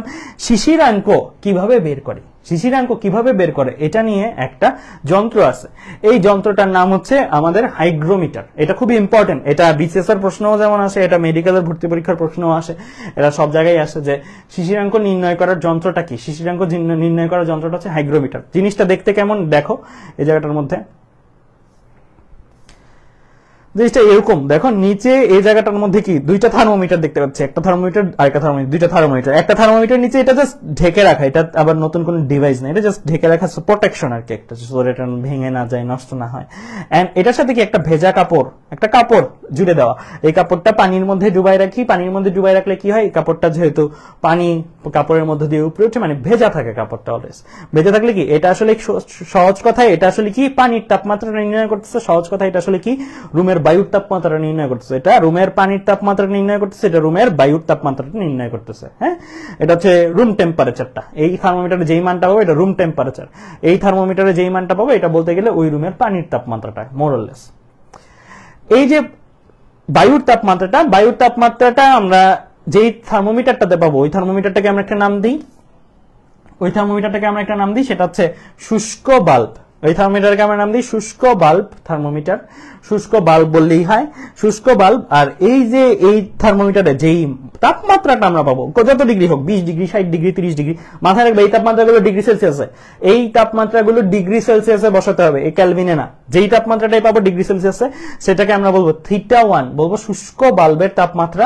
এন্ড সিক্ত বাল্ব, অর্থাৎ যেটার মধ্যে ভেজা কাপড় জুড়ে দেওয়া, এই যে দেখো ভেজা কাপড় জুড়ে দেওয়া পানির সাথে, হ্যাঁ, যে কাপড়টাতে ভেজা কাপড় জুড়ে দেওয়া, সেই থার্মোমিটারটাতে আমরা যেই মানটা পাবো সেটাকে আমরা বলবো সিক্ত বাল্ব তাপমাত্রা। এটাকে আমরা বলবো কি সিক্ত বাল্ব তাপমাত্রা। এই মানটাকে মাথায় রাখবো, এটাকে θ1 দিয়ে প্রকাশ করি। রুম টেম্পারেচারটাকে θ1, মানে শুষ্ক বাল্ব তাপমাত্রাকে θ1, আর সিক্ত বাল্ব তাপমাত্রাটাকে আমরা θ2 দ্বারা প্রকাশ করি। এখন শিশিরাঙ্ক যদি হয় থিটা, তাহলে একটা সম্পর্ক আছে হাইগ্রোমিটারের এই যন্ত্রটার একটা সম্পর্ক আছে। এই যন্ত্রটার সাথে যে ম্যানুয়ালটা আছে, ওই ম্যানুয়ালটার মধ্যে ওই সূত্রটা লেখা থাকে। এটা হচ্ছে এই সূত্র, এটা হচ্ছে এই রকম একটা সূত্র। এই সূত্রটা θ1, এই যন্ত্রটা যদি তুমি কিনে তোমার বাসায় থাকে, তুমি যদি এটাতে শুষ্ক বাল্বের তাপমাত্রা, এটা যদি ভিজায় রাখো, সিক্ত বাল্বের তাপমাত্রা পাও, তাহলে কিন্তু θ1 θ2 এই কয়টা জিনিস কি তোমার কাছে, এই দুইটা জিনিস তোমার কাছে আছে, যন্ত্রটা তোমার কাছে আছে। দ্যাট মিনস এই কয়টা জিনিস তুমি এই মুহূর্তেই মাপতে পারবা। জাস্ট এখানে রিডিং কত দেখেই এই জায়গায় বসায় দেওয়া যাবে। অবশ্যই কিসে বসাবো? অবশ্যই ডিগ্রি সেলসিয়াসে, অবশ্যই ডিগ্রি সেলসিয়াসে মাস্ট। অবশ্যই কিসে বসাবো? ডিগ্রি সেলসিয়াসে। ঠিক আছে, অবশ্যই আমরা ডিগ্রি সেলসিয়াসে বসাবো। এইটা আমরা বের করতে চাই, থিটা ডিউ পয়েন্ট বা শুধু থিটাও লিখে অনেকে, এইটা আমরা বের করতে চাই। এটাই হচ্ছে আমার কি শিশিরাঙ্ক, এটাই হচ্ছে কি আমার শিশিরাঙ্ক বের করতে চাই। তাহলে আরেকটা জিনিস আননোন আছে, আরেকটা জিনিস কে? জি। এই জিটাও যন্ত্রের সাথে যে ম্যানুয়ালটা আছে সেই ম্যানুয়ালটা লেখা থেকে, অথবা তোমাদের শাহজাহান তপন স্যারের বইটা বের করো, শাহজাহান তপন স্যারের বইটা যদি বের করো, এই জি এর ভ্যালুটা তোমরা পেয়ে যাবা। জিটাকে কি বলি আমরা? গ্লেইসারের উৎপাদক। জিটাকে আমরা কি বলি? গ্লেইসারের উৎপাদক। এইটার ভ্যালুটা আমাদের মুখস্থ রাখতে হবে না, এটার ভ্যালুটা প্রশ্নে দিয়ে দেয়। তারপরে যদি কেউ দেখতে চাও, সাধারণ তপন স্যারের বইয়ের একটা ছবি তুলে আমি এই জায়গায় নিয়ে আসছি। এই জায়গার মধ্যে দেখো, এটা কিসের উপর নির্ভর করে? এই জি এর একটা মান না, জি এর মান θ1 এর উপর ডিপেন্ড করে। θ1 কে ছিল? θ1 হচ্ছে এই যে শুষ্ক বাল্বের তাপমাত্রা, অর্থাৎ এই তাপমাত্রাটা, এটার উপর নির্ভর করে জি এর মান কত বসাবা। এটা কিন্তু ইম্পর্টেন্ট। জি এর মান কিসের উপর নির্ভর করে? শুষ্ক বাল্বের তাপমাত্রার উপর নির্ভর করে, θ1 এর উপর নির্ভর করে, θ2 এর উপরে না। তো দেখো, রুম টেম্পারেচার বা θ1 এর উপর, θ1 যদি 4 হয়, জি এর মান 7.82, θ1 যদি 5 হয় তাহলে 7.28। দেখো, তারপরে θ1 যদি 6 হয় তাহলে 6.62। মোটামুটি আমরা দেখতেছি যে এটা বাড়লে কম বেশি এটা কমতেছে, তাই না?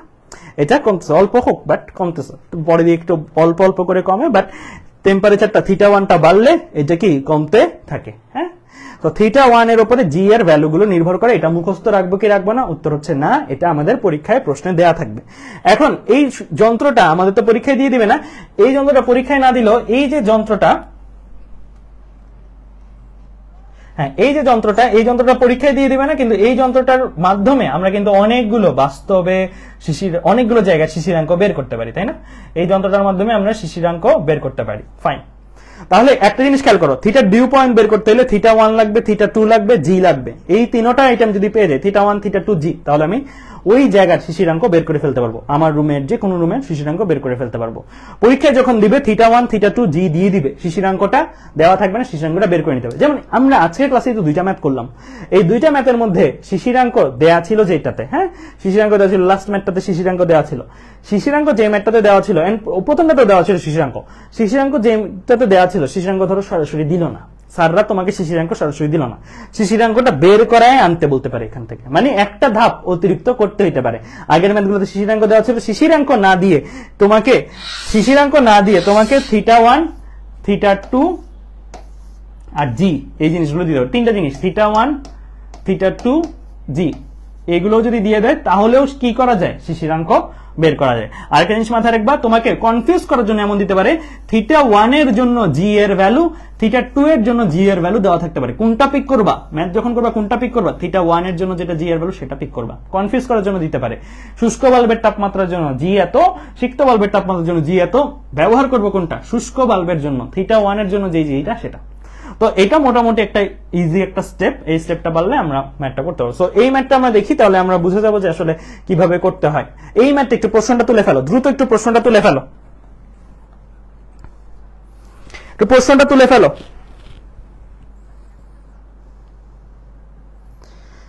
একটু প্রশ্নটা তুলে ফেলো।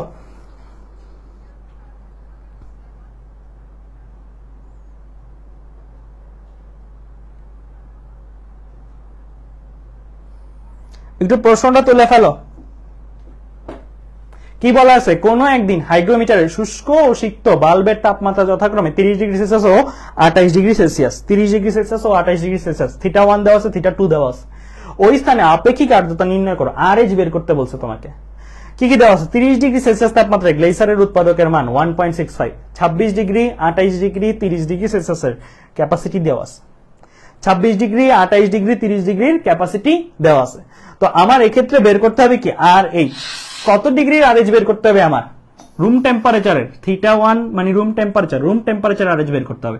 সো আমরা বের করবো অ্যাকচুয়ালি 30 ডিগ্রি সেলসিয়াসের RH, 30 ডিগ্রির RH করতে হলে আমার 30 ডিগ্রির কি লাগবে, কন্টেন্ট, 30 ডিগ্রির ক্যাপাসিটি লাগবে। ধাপটা দেখাই দিই তাহলে তোমরা বুঝে যাবে কেমনে করতে হয়। 30 ডিগ্রি ক্যাপাসিটি লাগবে। তো 30 ডিগ্রির কন্টেন্ট, 30 ডিগ্রির ক্যাপাসিটি চাই, ভালো কথা। 30 ডিগ্রির কন্টেন্ট যেই কথা, শিশিরাঙ্কের ক্যাপাসিটি একই কথা না? 30 ডিগ্রির কন্টেন্ট যেই কথা, শিশিরাঙ্কের ক্যাপাসিটি একই কথা। দ্যাট মিনস এইটাকে আমরা বলতে পারি শিশিরাঙ্কের ক্যাপাসিটি, থিটার ডিউ পয়েন্ট এর ক্যাপাসিটি। তো থিটার ডিউ পয়েন্টটা পাবো কোথায়? থিটার ডিউ পয়েন্টটা পাবো না, এই যে থিটা 1 দেওয়া আছে, থিটা 2 দেওয়া আছে, তাহলে জিও দেওয়া আছে, থিটা 1 এর জন্য জি, থিটা 1 এর জন্য জি দেওয়া আছে, তাহলে কি আমরা থিটার ডিউ পয়েন্ট বের করতে পারবো? সো এই মিসিং পার্টটা এটা বের করতে পারবো, এটা প্রশ্নে দেওয়া নেই, এটা বের করে নিতে হবে আগে। শিশিরাঙ্ক নির্ণয় করে নিব, শিশিরাঙ্ক নির্ণয় করলাম, শিশিরাঙ্ক যত আসবে সেখান থেকে তারপর শিশিরাঙ্কের ক্যাপাসিটিটা দরকার, শিশিরাঙ্কের ক্যাপাসিটিটা দেখা যাবে যে এটার মধ্যে আসলে, এরকম কোথাও আসলে, দেন আমরা ঐকিক নিয়ম করে থিটার ডিউ পয়েন্টের ক্যাপাসিটি বের করতে পারবো লাস্ট ম্যাথের মতন। বের করতে পারলে আমার লবের কাজ শেষ। এবার হরে আসে 30 ডিগ্রির ক্যাপাসিটি, আমার এখানে তো দেওয়াই আছে 30 ডিগ্রির ক্যাপাসিটি কত, এত। সো আমার এইটা তো দেওয়াই আছে, এটা বের করতে হবে, রাইট? সো এটা বের করার জন্য আগে থিটার ডিউ পয়েন্ট বের করতে হবে, দেন থিটার ডিউ পয়েন্টের জন্য আমার কি ঐকিক নিয়ম করে কাজটা করতে হবে। তো চলো ম্যাথটা আমি একটু দেখাই দিই দ্রুত করে। তো ম্যাথটা একটু দ্রুত করে দেখাই দিই। সো এখানে দেখো, খেয়াল করো, আমাদের এই ম্যাথটা যখন করতে বলে তখন থিটা 1, থিটা 2, 30 ডিগ্রির গ্লেসারের উৎপাদক নিয়ে আমরা প্রথমে শিশিরাঙ্ক বের করবো। ফার্স্ট কাজ হচ্ছে থিটার ডিউ পয়েন্ট বের করা, শিশিরাঙ্ক বের করা। শিশিরাঙ্ক বের করে ফেলবো এই সূত্র দিয়ে। থিটা 1 জানি, থিটা 2 জানি, জি জানি। বলে রাখছি এখানে অবশ্যই কি বসাবো, ডিগ্রি সেলসিয়াসে। আমি কি ক্যালভিনে নিছি? না, 30 ডিগ্রি সেলসিয়াস, 30 ডিগ্রি সেলসিয়াস, 30ই বসাইছি। 28 ডিগ্রি সেলসিয়াস, 28 ডিগ্রি সেলসিয়াস, 28ই বসাইছি। আমি কিন্তু কি নেই, আমি এখানে ক্যালভিনে নেই। এটা একটু ইম্পর্টেন্ট একটা জিনিস মাথা রাখবা। থিটা 2 পয়েন্ট আমার চলে আসলো, কত আসছে? 26.60 degree Celsius, 26.60 degree Celsius, just value বসাইছি, আর কিছু করি নেই। এখন 26.60 ডিগ্রি সেলসিয়াস কার মধ্যে আছে? 26.60 ডিগ্রি সেলসিয়াস কার মধ্যে আছে? এই যে 26 ডিগ্রি, এই যে 28 ডিগ্রি, 26 ডিগ্রি আর 28 ডিগ্রির মধ্যে আছে না? 26 ডিগ্রি 28 ডিগ্রির মধ্যে আছে। 26 ডিগ্রির ক্যাপাসিটি জানো না? জানো। 28 ডিগ্রি ক্যাপাসিটি জানো না? জানো। সো 28 পার্থক্য করে, আবারও পার্থক্য করে, 26 আর 28 এর তাপমাত্রার পার্থক্য 2 ডিগ্রি, ক্যাপাসিটির পার্থক্য কত? এই দুইটার বিয়োগ। 2 ডিগ্রিতে ক্যাপাসিটির পরিবর্তন এত, 0.7 ডিগ্রিতে, কারণ 26 জানলে 0.7, 26.7 মানে কি 0.7 ডিগ্রিতে ক্যাপাসিটির পরিবর্তন কত বের করবা।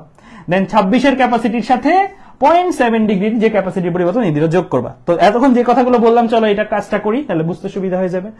তো আমরা থিটার ডিউ পয়েন্ট পেয়ে গেছি, এখন শিশিরাঙ্কে মানে এই তাপমাত্রাটাতে ক্যাপাসিটি বের করবো, সম্পৃক্ত বাষ্পচাপ মানে ক্যাপাসিটি বের করবো। তো আমরা লিখবো কি, 26 আর 28 এর ক্যাপাসিটি লিখলাম এত। 26 আর 28 এর তাপমাত্রার পার্থক্য 2 ডিগ্রি, ক্যাপাসিটির পার্থক্য এটা। কিভাবে আসছে? এই যে এই দুইটা বিয়োগ করে, এটা থেকে এটা বিয়োগ করে ওটা আসছে।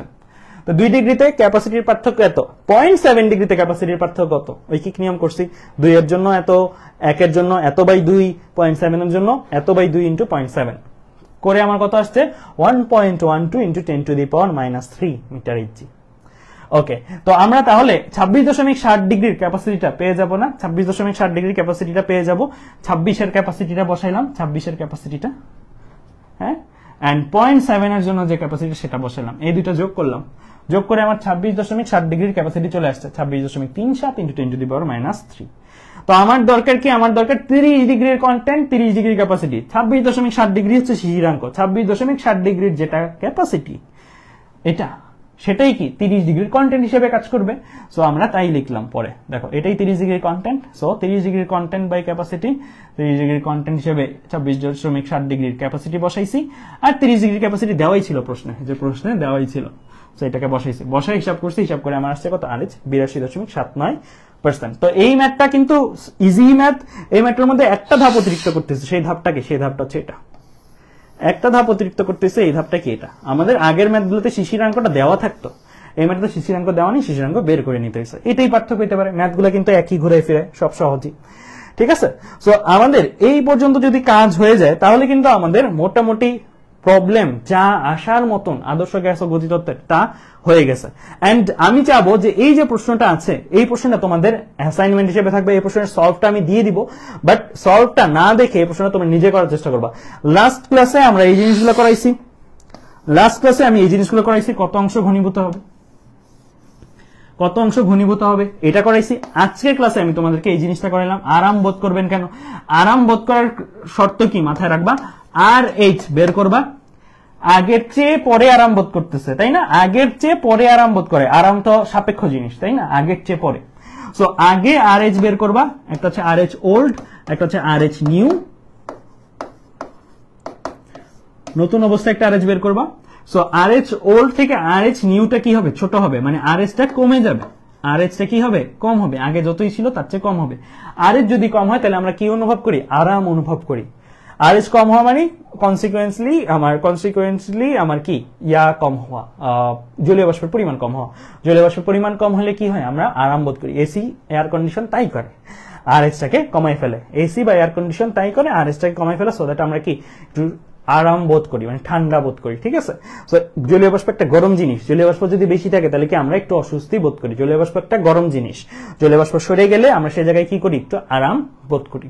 ফাইন, তাহলে এই যে ম্যাথটা, এই ম্যাথটার সলভটা আমি তোমাদেরকে প্রোভাইড করবো। এই ম্যাথটার সলভটা এখানে করা আছে, এই ম্যাথটার সলভটা আমি তোমাদেরকে প্রোভাইড করবো। বাট আমি চাবো যে এই ম্যাথটা তোমরা সবাই আগে ট্রাই করে নিবা, তারপরে তোমরা এই সলভটা দেখবা। একদম যা করাইছি তাই, কোনো পার্থক্য নাই। এন্ড এই চ্যাপ্টারের নাম্বার তোলাটা কিন্তু ইজি, ওকে ফাইন। তো আজকে দেখতে দেখতে আমরা লাস্টে চলে আসছি, এন্ড আমাদের মোটামুটি অনেক কিছুই শেষ। এরপরে হয়তো কিউএনএ ক্লাসে আমার সাথে তোমার দেখা হতে পারে, আমার সাথে তোমাদের দেখা হতে পারে, কিন্তু সেই পর্যন্ত আমি কয়েকটা কথা একটু বলে যাই যে অলরেডি আমরা আজকেও কথা বলতেছিলাম 21 ব্যাচ নিয়ে যখন আমরা কথা বলছিলাম তখন দেখতেছিলাম যে সরকার হতে পারে এমন 22 ব্যাচে তো অলরেডি অ্যাসাইনমেন্ট দিয়ে দিছে, 21 ব্যাচেও এমন হতে পারে যে অ্যাসাইনমেন্ট দিয়ে দেওয়া হতে পারে, এন্ড অ্যাসাইনমেন্টের ভিত্তিতেই 21 ব্যাচের এইচএসসি রেজাল্ট হলেও হতে পারে। সো অ্যাসাইনমেন্টের ভিত্তিতে যদি 21 ব্যাচের রেজাল্ট হয়, এটা আর অটোপাসের মধ্যে আমি মনে করি খুব বেশি একটা তফাৎ নাই। কেন? কারণ অ্যাসাইনমেন্টের ভিত্তিতে দেওয়া হলে আসলে কি হবে সেটা হচ্ছে যে অ্যাসাইনমেন্ট তো মোরলেস আমি অনেস্টলি যদি বলি, বেশিরভাগ স্টুডেন্টসই হয়তো কারো সাহায্য নিয়ে, নিজেরা করতে না পারলেও কারো সাহায্য নিয়ে, মোটামুটি সবাই কম বেশি একই খাতায় জমা দেয়। হ্যাঁ, অ্যাসাইনমেন্টের ক্ষেত্রে এটাই ঘটে বেশিরভাগ, যাই দেখি অ্যাসাইনমেন্ট বা এই টাইপের জিনিসগুলো যদি বাসায় করতে দেওয়া হয় এই ঝামেলাগুলো ঘটবে। তো এখন এটাই ঘটলে আর এসএসসি এইচএসসি না নেওয়ার মধ্যে তেমন তফাৎ নাই। কেন? কারণ অ্যাডমিশন টেস্টে যখন তোমাদেরকে ইউনিভার্সিটিগুলো সার্কুলার দিবে তখন তো দেখবে সবার অ্যাসাইনমেন্টই এক। অ্যাসাইনমেন্টের ভিত্তিতে তো আসলে মানে পার্থক্যটা ওইরকম করা যাবে না, মানে একটা স্টুডেন্ট থেকে আরেকটা স্টুডেন্ট যে মেধাবী এন্ড কাকে আমি ভর্তি পরীক্ষায় বসতে সুযোগ দিব, কাকে আমি ভর্তি পরীক্ষায় বসতে সুযোগ দিব না, এই দুইটা জিনিস কিন্তু মানে তখন আর পার্থক্য করা যাবে। তখন দেখা যাবে তারা ঘুরে ফিরে আবার এসএসসি জেএসসিতে চলে যেতে পারে, বা এসএসসিতে যাবে, জেএসসিতে যাবে না, হয়তো এসএসসির মার্কসটা দেখতে পারে। সো এসএসসির মার্কসের ভিত্তিতে হয়তো বসার একটা পারমিশন দিলেও দিতে পারে। বাট অ্যাসাইনমেন্টের ভিত্তিতে যদি যায়, আমার সাজেশন থাকবে যারা স্টুডেন্ট আছো আমাদের ক্লাসগুলো দেখতেছো, তারা সবাই অ্যাসাইনমেন্ট গুলো ভালোভাবে করে জমা দিতে চেষ্টা করবা। কেন ভালোভাবে করে জমা দিতে হবে? কারণ সরকার অলরেডি বলতেছে বিভিন্ন জায়গায় বিকল্প পদ্ধতিতেও মূল্যায়ন করা হতে পারে, বিকল্প পদ্ধতি এটাই হতে পারে, আমরা যেটা ধারণা করি এটা হতে পারে। হ্যাঁ, সো অ্যাসাইনমেন্টটা যেভাবেই হোক তুমি ভালোভাবে করে, নাম্বার কাটার যেন কোনো জায়গা না থাকে সেভাবে করে জমা দিতে চেষ্টা করবা। 22 ব্যাচের অ্যাসাইনমেন্ট নিয়ে আমরা কাজ করতেছি, 22 ব্যাচের অ্যাসাইনমেন্টে যখন আমরা কাজ করি তখন কিন্তু লেখা যে কোন জায়গায় কতটুকু লিখলে কত নাম্বার দিব, এটাও কিন্তু দেওয়া। তুমি টিচার হিসেবেও চিন্তা করবা তোমার খাতাটাকে একবার, যে আচ্ছা ওই লেখাটা আছে কিনা, নাম্বার দিব কি দিব না, ওই লেখাটা আছে কিনা, ওই গ্রাফটা আছে কিনা, এটা কিন্তু বলেই দেওয়া থাকে, প্রশ্নের সাথেই এটা বলে দেওয়া থাকে, প্রশ্নের সাথেই একটা বলে দেওয়া আছে 22 ব্যাচের জন্য। সো তোমাদের ব্যাচের জন্য এরকম কিছু আসতে পারে। এন্ড আমি বলবো যে অ্যাসাইনমেন্ট করার পরে নিজেও একবার টিচার হিসেবে জাজ করবা সব ঠিকঠাক আছে কিনা, তারপরে তুমি জমা দিবা। কারণ এটা হেলামি করার কিছু নাই, এটার ভিত্তিতে যদি মূল্যায়ন হয়, এখন পরিস্থিতি এই অবস্থায় আনছে, কেউ তো ভাবে নাই কখনো এইচএসসির বদলে অ্যাসাইনমেন্ট হতে পারে। সো পরিস্থিতি এই অবস্থায় আনছে, সো পরিস্থিতির সাথে খাপ খাওয়াই চলতে হবে। এন্ড তোমাদের ব্যাচের কম্পিটিটর তোমরাই, তোমাদের ব্যাচের অ্যাডমিশনের কম্পিউটার তোমরাই, সবার যা হচ্ছে সবার জন্যই হচ্ছে। আনলাকি ফিল করার কোনো কারণ নেই, কারণ যদি তুমি আনলাকি ফিল করো সবাই আনলাকি, যদি তুমি লাকি ফিল করো আসলে সবাই লাকি। সো এই ক্ষেত্রে আমি বলবো যে কম্পিটিশনটা যেহেতু তোমাদের ব্যাচের সাথেই তোমাদের, দ্যাট মিনস তুমি চেষ্টা রাখবা যে তোমার সহপাঠী থেকে তুমি যেন একটু বেশি পড়াশোনা করো, একটু বেশি জানা থাকে, একটু বেশি ফাস্ট ক্যালকুলেশন করতে পারো। তো এই জিনিসগুলো যদি করতে পারো তাহলে আমার কাছে মনে হয় তোমাদের ভবিষ্যতে বিভিন্ন জায়গায় যারা টার্গেট করতেছো সে জায়গায় চান্স পাওয়াটা ইজি হবে। অ্যান্ড আমাদের যে এইচএসসি ক্র্যাশ কোর্সের প্ল্যান, এইচএসসি ক্র্যাশ কোর্সের প্ল্যানে চিন্ময় ক্লাস নেওয়া শুরু করবে সেমিকন্ডাক্টরের উপরে। চিন্ময় সেমিকন্ডাক্টরের ক্লাস নিয়ে আমাদের ফিজিক্সের জার্নি শেষ হয়ে যাবে, অ্যান্ড ফিজিক্সে যা যা প্রশ্ন আছে সেগুলো নিয়ে আমরা বসবো, অ্যান্ড কিউএনএ ক্লাসগুলো হবে, অ্যান্ড ফাইনালি একটা মডেল টেস্ট হবে। যদি এমন হয়, ইন কেস যদি এমন হয় সরকার থেকে নোটিশ আসে সরকার মডেল টেস্ট, সরকার এইচএসসি পরীক্ষা নিবে না, যদি এমন হয় অ্যান্ড অ্যাসাইনমেন্টের ভিত্তিতে জাজ করবে, তাহলে আমি কথা দিতেছি, যেহেতু এই ব্যাচটা পরিচালনার দায়িত্বে আমি ছিলাম, আমি কথা দিচ্ছি যে আমরা এই জায়গাটার মধ্যে চেষ্টা করব যে তোমাদের অ্যাসাইনমেন্টগুলো আলাদা করে করিয়ে দেওয়ার, তোমাদের অ্যাসাইনমেন্টগুলো আলাদা করে করিয়ে দেওয়ার অ্যান্ড আলাদাভাবে বুঝিয়ে দেওয়ার ব্যবস্থা রাখবো। ওইটা এমন হতে পারে যে মডেল টেস্ট চলমান না থাকলে এটা আমরা করব, বাট যদি এমন হয় যে এইচএসসি পরীক্ষা হয় তাহলে হয়তো আমরা শুধু মডেল টেস্টই করব, আর অ্যাসাইনমেন্টটা তোমাদের আলাদা করে নিজেদের করতে হবে। বাট যদি এমন হয় যে সরকার এইচএসসি পরীক্ষা নিবে না, তখন তো তোমাদের আর মডেল টেস্ট দিয়ে লাভ নেই, তখন তোমাদের সরাসরি অ্যাসাইনমেন্ট সেন্ট্রিক কাজ কারবার করতে হবে, তখন আমরা অ্যাসাইনমেন্টের সাপোর্টটা দেওয়ার চেষ্টা করব। আচ্ছা দেখি তোমাদের সাথে কমেন্ট পড়ি, তোমাদের যদি কারো কোনো প্রশ্ন থাকে আমাকে বলতে পারো, যেহেতু তোমাদের সাথে অনেক সময়ই কথা বলার সুযোগ হয় না বাড়তি করে, একটু দেখি আজকে তোমাদের যদি কোনো কমেন্ট থাকে বলতে পারো।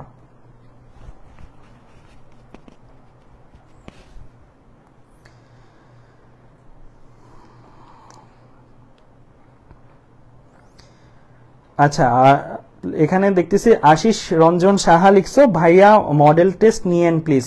হ্যাঁ, যদি এইচএসসি পরীক্ষার অবভিয়াসলি মডেল টেস্ট নিব, মডেল টেস্ট তো আমাদের প্ল্যানে আছে, এন্ড মডেল টেস্টের প্রশ্নও করা শেষ, জানো অনেকগুলো মডেল টেস্টের প্রশ্ন করা শেষ, ফিজিক্সে আমরা অনেকগুলো প্রশ্ন রেডি করে ফেলছি, এন্ড অনেকগুলো জায়গায় মডেল টেস্টের প্রশ্ন করাও শেষ। তোমাদের চ্যাপ্টারটা শেষ হবে একদিক দিয়ে, দেন আমরা একটা 4-5 দিনের বন্ধ দিয়ে মডেল টেস্ট নেওয়া শুরু করবো, এটা হচ্ছে আমাদের আপাতত প্ল্যান।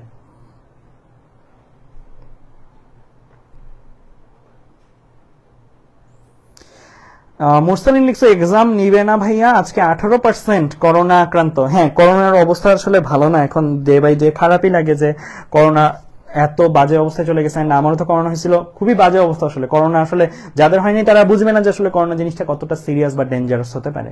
সো করোনা হলে আসলে এক্সাম নেওয়ার চেয়ে আমি বলবো যে সেফ থাকুক, সুস্থ থাকুক, এটাও জরুরি।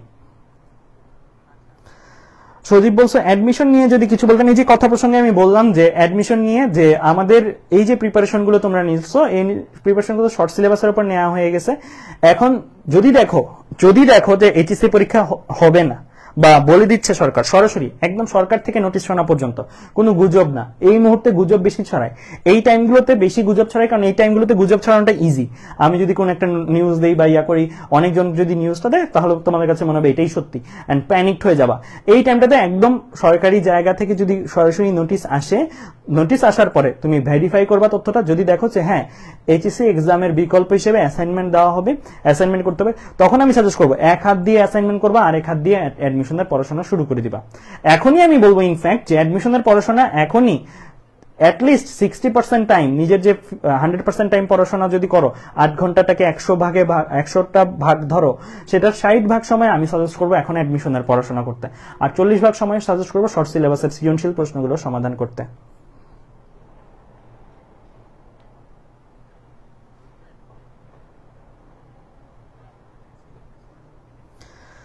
আচ্ছা, একজন বলছো ইশতিয়াক আহমেদ, ভাইয়া ক্র্যাশ কোর্সের এক্সাম কখন হবে? তোমাদের সিলেবাস যখন শেষ হবে তখনই আমরা ক্র্যাশ কোর্সের এক্সাম নিব। আমাদের ইচ্ছা ছিল জুলাইয়ের 1 তারিখ থেকেই এক্সাম শুরু করার, কিন্তু বায়োলজি আর ফিজিক্স এই দুইটা হয়তো জুলাইয়ের 5 তারিখে শেষ হবে, এন্ড কিছুদিন বন্ধ দিয়ে আমরা তারপরে তোমাদের এক্সাম নিব।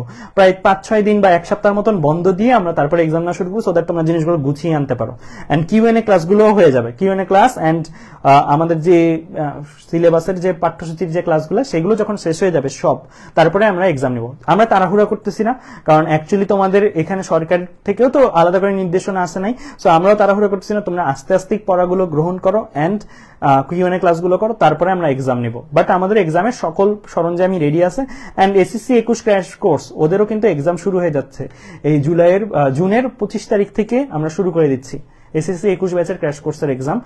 তো আমাদের পরিকল্পনা অনুসারে কিন্তু ওদেরও এক্সাম হবে, সো তোমাদেরও এক্সাম হবে। আচ্ছা, ইলাহি নিশাদ বলছো প্রি ভার্সিটি কোর্স কবে লঞ্চ হবে? আচ্ছা, প্রি ভার্সিটি কোর্স লঞ্চ হলেও পরে হবে, এখন আপাতত ওরকম পরিকল্পনা নাই নতুন করে কোর্স লঞ্চ করে, একটু পরে হবে, আমাদের ক্র্যাশ কোর্স শেষ হোক তারপরে।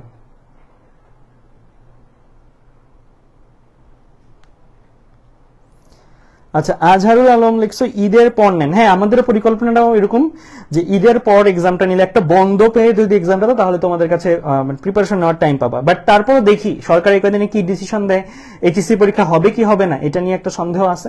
এই জায়গাটার মধ্যে যদি সরকার যদি কোনো ক্লিয়ার কাট নোটিশ দিয়ে দেয় তাহলে আমরা তোমাদের সাথে মতামত নিয়ে পোল ক্রিয়েট করে দেন আমরা একটা ডিসিশনে আসবো। বাট একটা সার্ভিস তোমরা পাবাই, হয় মডেল টেস্ট এক্সাম বা অ্যাসাইনমেন্টের যে সলভ প্রোগ্রাম বা অ্যাসাইনমেন্ট নিয়ে যে আলাদা একটা প্রোগ্রাম, সেটা যে কোনো একটা তোমরা পাবাই আমাদের থেকে, মানে সার্ভিস তোমরা পাবাই।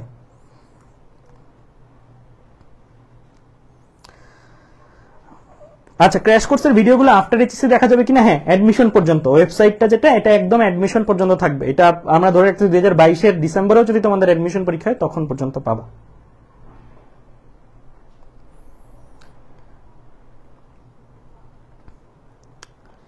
আচ্ছা, তো উম্মে সালমা মিম বলছে এই গ্রুপের শেষ এক্সাম থাকলে আমাদের কোর্সের পড়াশোনাগুলো গোছানো হবে। হ্যাঁ, এক্সাম নেওয়ার প্ল্যান, আমি কিন্তু বলি নাই কখনো এক্সাম নিব না, এক্সাম নেওয়ার প্ল্যান আমাদের আছে এন্ড এক্সামই নিব। যদি সরকার থেকে নতুন কোনো ডিসিশন না নেয় এক্সাম নিব। এন্ড তারপর সরকার থেকে যদি বললো এইচএসসি নিবে না, তারপর যদি তোমরা বলো যে আচ্ছা এইচএসসি নিবে না বাট আমরা তাও এইচএসসির মডেল টেস্ট দিতে চাই, তাও নিব, আমাদের রেডি আছে সব। বাট তারপরেও তোমাদের থেকে মতামত নিব, তখন আমরা হয়তো 2-4 একটা চুজ করতে বলবো। তখন যদি তোমরা বলো এক্সাম নেন এক্সাম, তোমরা যদি বলো না ভাই অ্যাসাইনমেন্টের উপরে কাজ করান তাহলে অ্যাসাইনমেন্টের উপরে কাজ করান।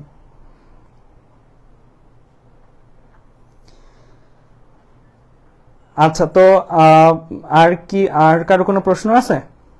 আচ্ছা, আরাফিন অনেক বলছো যে কয়টা এক্সাম হবে? পুরো এইচএসসির মতন সবগুলো টপিকে, সবগুলো পেপারের উপরে একটা একটা করে এক্সাম তোমরা লাইভে বসে দিবা, এন্ড বাড়তি একটা একটা করে এক্সাম মডেল টেস্ট তোমাদেরকে আলাদা করে প্রোভাইড করে দেওয়া হবে, ওটা তুমি বাসায় নিজের ইচ্ছা মতো সময় দিবা। একটা হচ্ছে আমাদের সময় মতন, আমরা যে সময় মতন এক্সাম বেঁধে দিচ্ছি সেই সময় দিতে হবে একটা মডেল টেস্ট এক্সাম, মানে একদম এইচএসসির মতন একটা রুটিনে আমরা করবো, 1 মাস ব্যাপী এক্সাম হবে। ব্যক্তিগতভাবে আমিও সাপোর্ট করি অ্যাসাইনমেন্ট না নিয়ে, এইচএসসি পরীক্ষাটা হয়ে গেলে, কারণ এইচএসসি পরীক্ষা হয়ে গেলে অ্যাকচুয়ালি সত্যিকার তুমি যেটা সেটার মূল্যায়ন করা হতো। এইচএসসি এক্সাম না হলে, অ্যাসাইনমেন্টের ভিত্তিতে হলে একটা সন্দেহ থেকেই যায় যে তুমি তোমার পর্যাপ্ত প্রিপারেশন যেটা নিয়েছো সেটার মাধ্যমে তোমাকে বিচার করা হচ্ছে না, তখন দেখা যাবে যে ছোটবেলার প্রিপারেশন বা ছোটবেলার পরীক্ষার মাধ্যমে তোমাকে বিবেচনা করা হতে পারে। তো ব্যক্তিগতভাবে আমিও চাই এইচএসসি পরীক্ষা হোক। হ্যাঁ, সজীব রায় বলছো রিভিশন দেওয়ার সুযোগ দিন, এখন থেকে রিভিশন দেওয়ার সুযোগ করে দাও। প্রথম কথা, এখন থেকে রিভিশন দেওয়া শুরু করে দাও। মনে করো যে তোমাদের পরীক্ষা আগামী মাসের 1 তারিখ, বাট আমরা বলেছি যে আমরা সকল সিলেবাস শেষ করার পরে তারপরে 7 দিন বা 5 দিন একটা বন্ধ দিয়ে তারপরে আমরা আমাদের এক্সাম শুরু করব। প্রত্যেকটা এক্সামের আগে 1 দিন করে বন্ধ থাকবে, ঠিক আছে? রুটিনটা আমরা আগেই পাবলিশ করে দিব, যখন আমাদের সিলেবাসটা শেষ হয়ে আসবে তখন আগেই পাবলিশ করে দেব। ফিজিক্সে তো একটা চ্যাপ্টার বাকি আছে, বাকিগুলো শেষ হয়ে যাবে। সো বাকি সাবজেক্টগুলো তো আশা করতেছি জুলাইয়ের 5 থেকে 10 তারিখ বা 15 তারিখের মধ্যে পড়ানো শেষ হয়ে গেলে জুলাইয়ের 20-25 তারিখে আমরা এক্সাম শুরু করে দিতে পারি।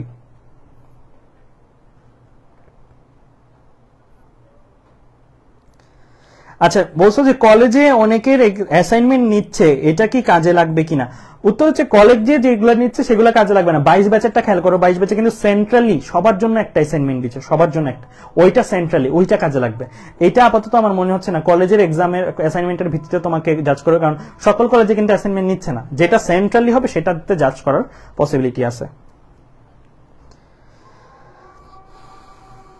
আচ্ছা, যারা যারা এখানে একটা ইম্পর্টেন্ট নোটিস দিয়ে শেষ করি, আমার আজকের ক্লাসটা আজান দিয়ে দিছে, সেটা হচ্ছে যারা যারা এখনো ওয়েবসাইটের অ্যাক্সেস পাওনি তারা তারা আমাদের 10 মিনিট স্কুল কোর্সেস একটা পেজ আছে, যেই পেজটা দিয়ে পোস্ট দেওয়া হয় অ্যানাউন্সমেন্টের পোস্টগুলা, অ্যানাউন্সমেন্টে যে আজকে কি ক্লাস আছে এগুলোর পোস্ট দেওয়া হয়, ওই পেজের মেসেজে নক করবা যে আমি ওয়েবসাইটের অ্যাক্সেস পাইনি, এন্ড তারা তোমাকে সার্বিকভাবে গাইড করবে যে কিভাবে অ্যাক্সেসটা পেতে পারো। সো ওয়েবসাইটের অ্যাক্সেসটা তোমরা সবাই নিয়ে নিও, 21 ব্যাচের ক্র্যাশ কোর্সে যারা আছো ওয়েবসাইটের অ্যাক্সেসটা তোমরা সবাই নিয়ে নিও, কারণ এক্সামটা কিন্তু ওয়েবসাইটে হবে, ফেসবুকে হবে না। সলভ ক্লাসটা ফেসবুকে হবে, বাট এক্সামটা তোমার ওয়েবসাইটে হবে। ঠিক আছে, তাহলে আজকে আমরা শেষ করতে পারি। আমি দেখতে পাচ্ছি যে আমাদের যারা স্টুডেন্টরা আছে তারা মোটামুটি প্রশ্নে একটা প্রশ্ন আছে সুরাইয়া তাবাসসুমের সিকিউ এক্সাম কিভাবে, খুবই সিম্পল। তোমার প্রশ্ন দেওয়া থাকবে, তুমি খাতায় উত্তর লিখবা, খাতায় উত্তর লিখে ছবি তুলবা, ছবিটা সাবমিট করবা, ঠিক আছে, তাহলেই হবে। এন্ড আমি যে লঞ্চিং লাইভ, এটা এই কোর্সটা যেটা 21 ব্যাচের, এই কোর্সটা লঞ্চ যেদিন হয়েছিল সেদিন আমি যে লাইভ করেছিলাম সেদিন কিন্তু আমি বিস্তারিত দেখিয়েছিলাম যে কিভাবে দিতে হবে। ওই পার্টের ভিডিওটা লাগলে এক্সামের আগে আবার তোমাদেরকে দিয়ে দিব, সো ওই পোর্শনটা তোমরা আবার দেখে নিতে পারো যে কিভাবে এক্সাম আমি কিভাবে এক্সামের জন্য ছবিগুলো জমা দিব, কোন জায়গায় যে জমা দিব। ঠিক আছে, তাহলে আজকে আমরা এই পর্যন্তই রাখতেছি। এন্ড সবার জন্য শুভকামনা থাকলো। আজ আমার সাথে তোমাদের দেখা হবে, একটা লাইভ হলো আমরা পরে করব, একদম সবকিছু সমাপ্তি সূচক একটা লাইভ। তো দেখতে দেখতে সবাই শেষ পর্যায়ে চলে আসছি। জানি না কতটুকু আমরা সার্ভিস দিতে পারছি, বাট আমরা আমাদের সর্বোচ্চটা চেষ্টা করছি। আরো এখনো দেওয়ার বাকি, এখনো আমরা তোমাদেরকে যা যা দরকার আমাদের কাছে চাইবা, এন্ড আমরা দেওয়ার চেষ্টা করবো, যেটা দেওয়ার মতন সেটা অবশ্যই আমরা দেওয়ার চেষ্টা করবো। তাহলে আল্লাহ হাফেজ সবাইকে আমার তরফ থেকে।